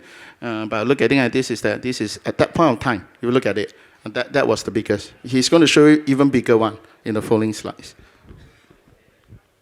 这个呢也是11年建设的哈，利用旧的厂房改造成的这个上市公司彭博士北京数据中心，有当年是3万平方米这个数据中心。Okay, this is Dr. Pen because they changed their business model. They used to be the 4th operator in China, but the government revolted or redesigned their business model about 2 years back. So Dr. Pen invested in US, a subsea cable company, so they've been holding back on their strategy. Based on that, like I said, they are changing their strategy and they decided to invest all their money in data center build, and they are regrouping their strategy, and that's why their company motto, the next GDS, that's us, that's what they say. 这个是中国农业银行的数据中心，在北京。这是中国银行界最大的数据中心，有这个25万平方米。So this is just the bank itself building their own data center, all right, and that's how big they go, all right. And of course, you all will hear something about Ping An and the rest later part, but this is for one of the China Agriculture Bank. 这个是邮政哈，现在各行业都需要数据中心。这是中国的邮政，就是邮局邮政它的数据中心啊，有12万平方米。Again, this is all being built as we speak. So some of it is in completion, some of it is still being built. I have the opportunity to visit this as well. It's really very impressive because they literally can house a hotel, exhibition center, their company staff. A place to stay for like 5 complexes. It's really, really, really huge. 这个现在正在郑州建设的，叫中原云计算用的大数据数据中心，有15万平方米，现在正在施工建设。This is being built, and this is in Zhengzhou, and this is about really huge. I haven't been there, so maybe with the invite of Mr. Zhong, I will go have the opportunity to take a look. 这个是在新疆那个克拉玛依建设的这个数据中心，有4万平方米，这个也是为这个“一带一路”啊使用的这个数据中心。So being the One Belt and One Road, so China believe in, of course, developing the whole range all the way from Argentina to Singapore. So that's why they're building a lot of data centers to push the big data economy in China. This includes in Xinjiang. 这个是在这个西藏拉萨这个高原上，海拔4000米的高原上建设的第一个大型数据中心，有6万平方米。So if this is completed, it will be the highest data center in the sense of they built on the highest ground above sea level. I don't know. I don't know whether I want to be there because I don't think I can breathe properly. So, but that will be the highest data center built in the world. 中国呢，现在规划了好多这个数据中心园区哈，这个是其中的一个，在河北张北这个地方，这个在离北京大概200公里的地方，规划了有800公顷这样一块，就是如果说按中国的亩是1万亩，大概是800公顷的这个土地，全部是数据中心园区和数据中心相关的一些产业。So this is another business park that's near Beijing. All right, it's about 200 kilometers away. That will be really a huge data park as well. So when they do a data park and data center campus, it's not just for data centers. That means related industry or whatever, they will have a premise in there to access the data center so that it's most convenient from there. 由于数据中心的耗电量比较大，所以这个北京市政府呢不让在这个市区里头建数据中心，所以在北京周边呢建设了很多这个数据中心园区。I was talking to our friend here in TCC who said that they face the challenges. I think every city faces the same challenges. Power, how do I allocate the power? And if the industry want the power reserve, how do I charge? What money can I get for power that they're not using? All right. So I think the same problem China has with the high growth is that if I allocate this in Beijing Central, it's going to be a problem. That's why they push it around Beijing, all right, so that they can help to develop there. 最后呢，我想试着用英文读这个，但是这个看不太清楚啊。The data center is the foundation of all information technology.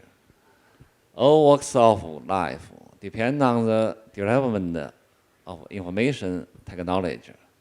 Information is like water and electricity. It is an indispensable element for us, just as power plant provide continuous power supplied for the power grid. The data center provide continuous information support for information networks. So basically this is, I think, congratulate everybody here. All right, we are in the right business. All right, so we are very critical role in building the support role for the IDC. All right, how the economy will grow in this is the high growth of big data, cloud, everything. We are in a critical role. So how we design, how we build our data center, how we operate it, and of course, all the partners that's involved in this, the whole ecosystem is very important to contribute to this. And that's why CDCC do not only work with investors, they work with ecosystem, they work with everybody. That means if you are a solution provider, you are a power generator provider, you are a cooling provider, they will talk to you because they want to understand what is your contribution in the ecosystem for the data center build. Thank you. All right, thank you everybody.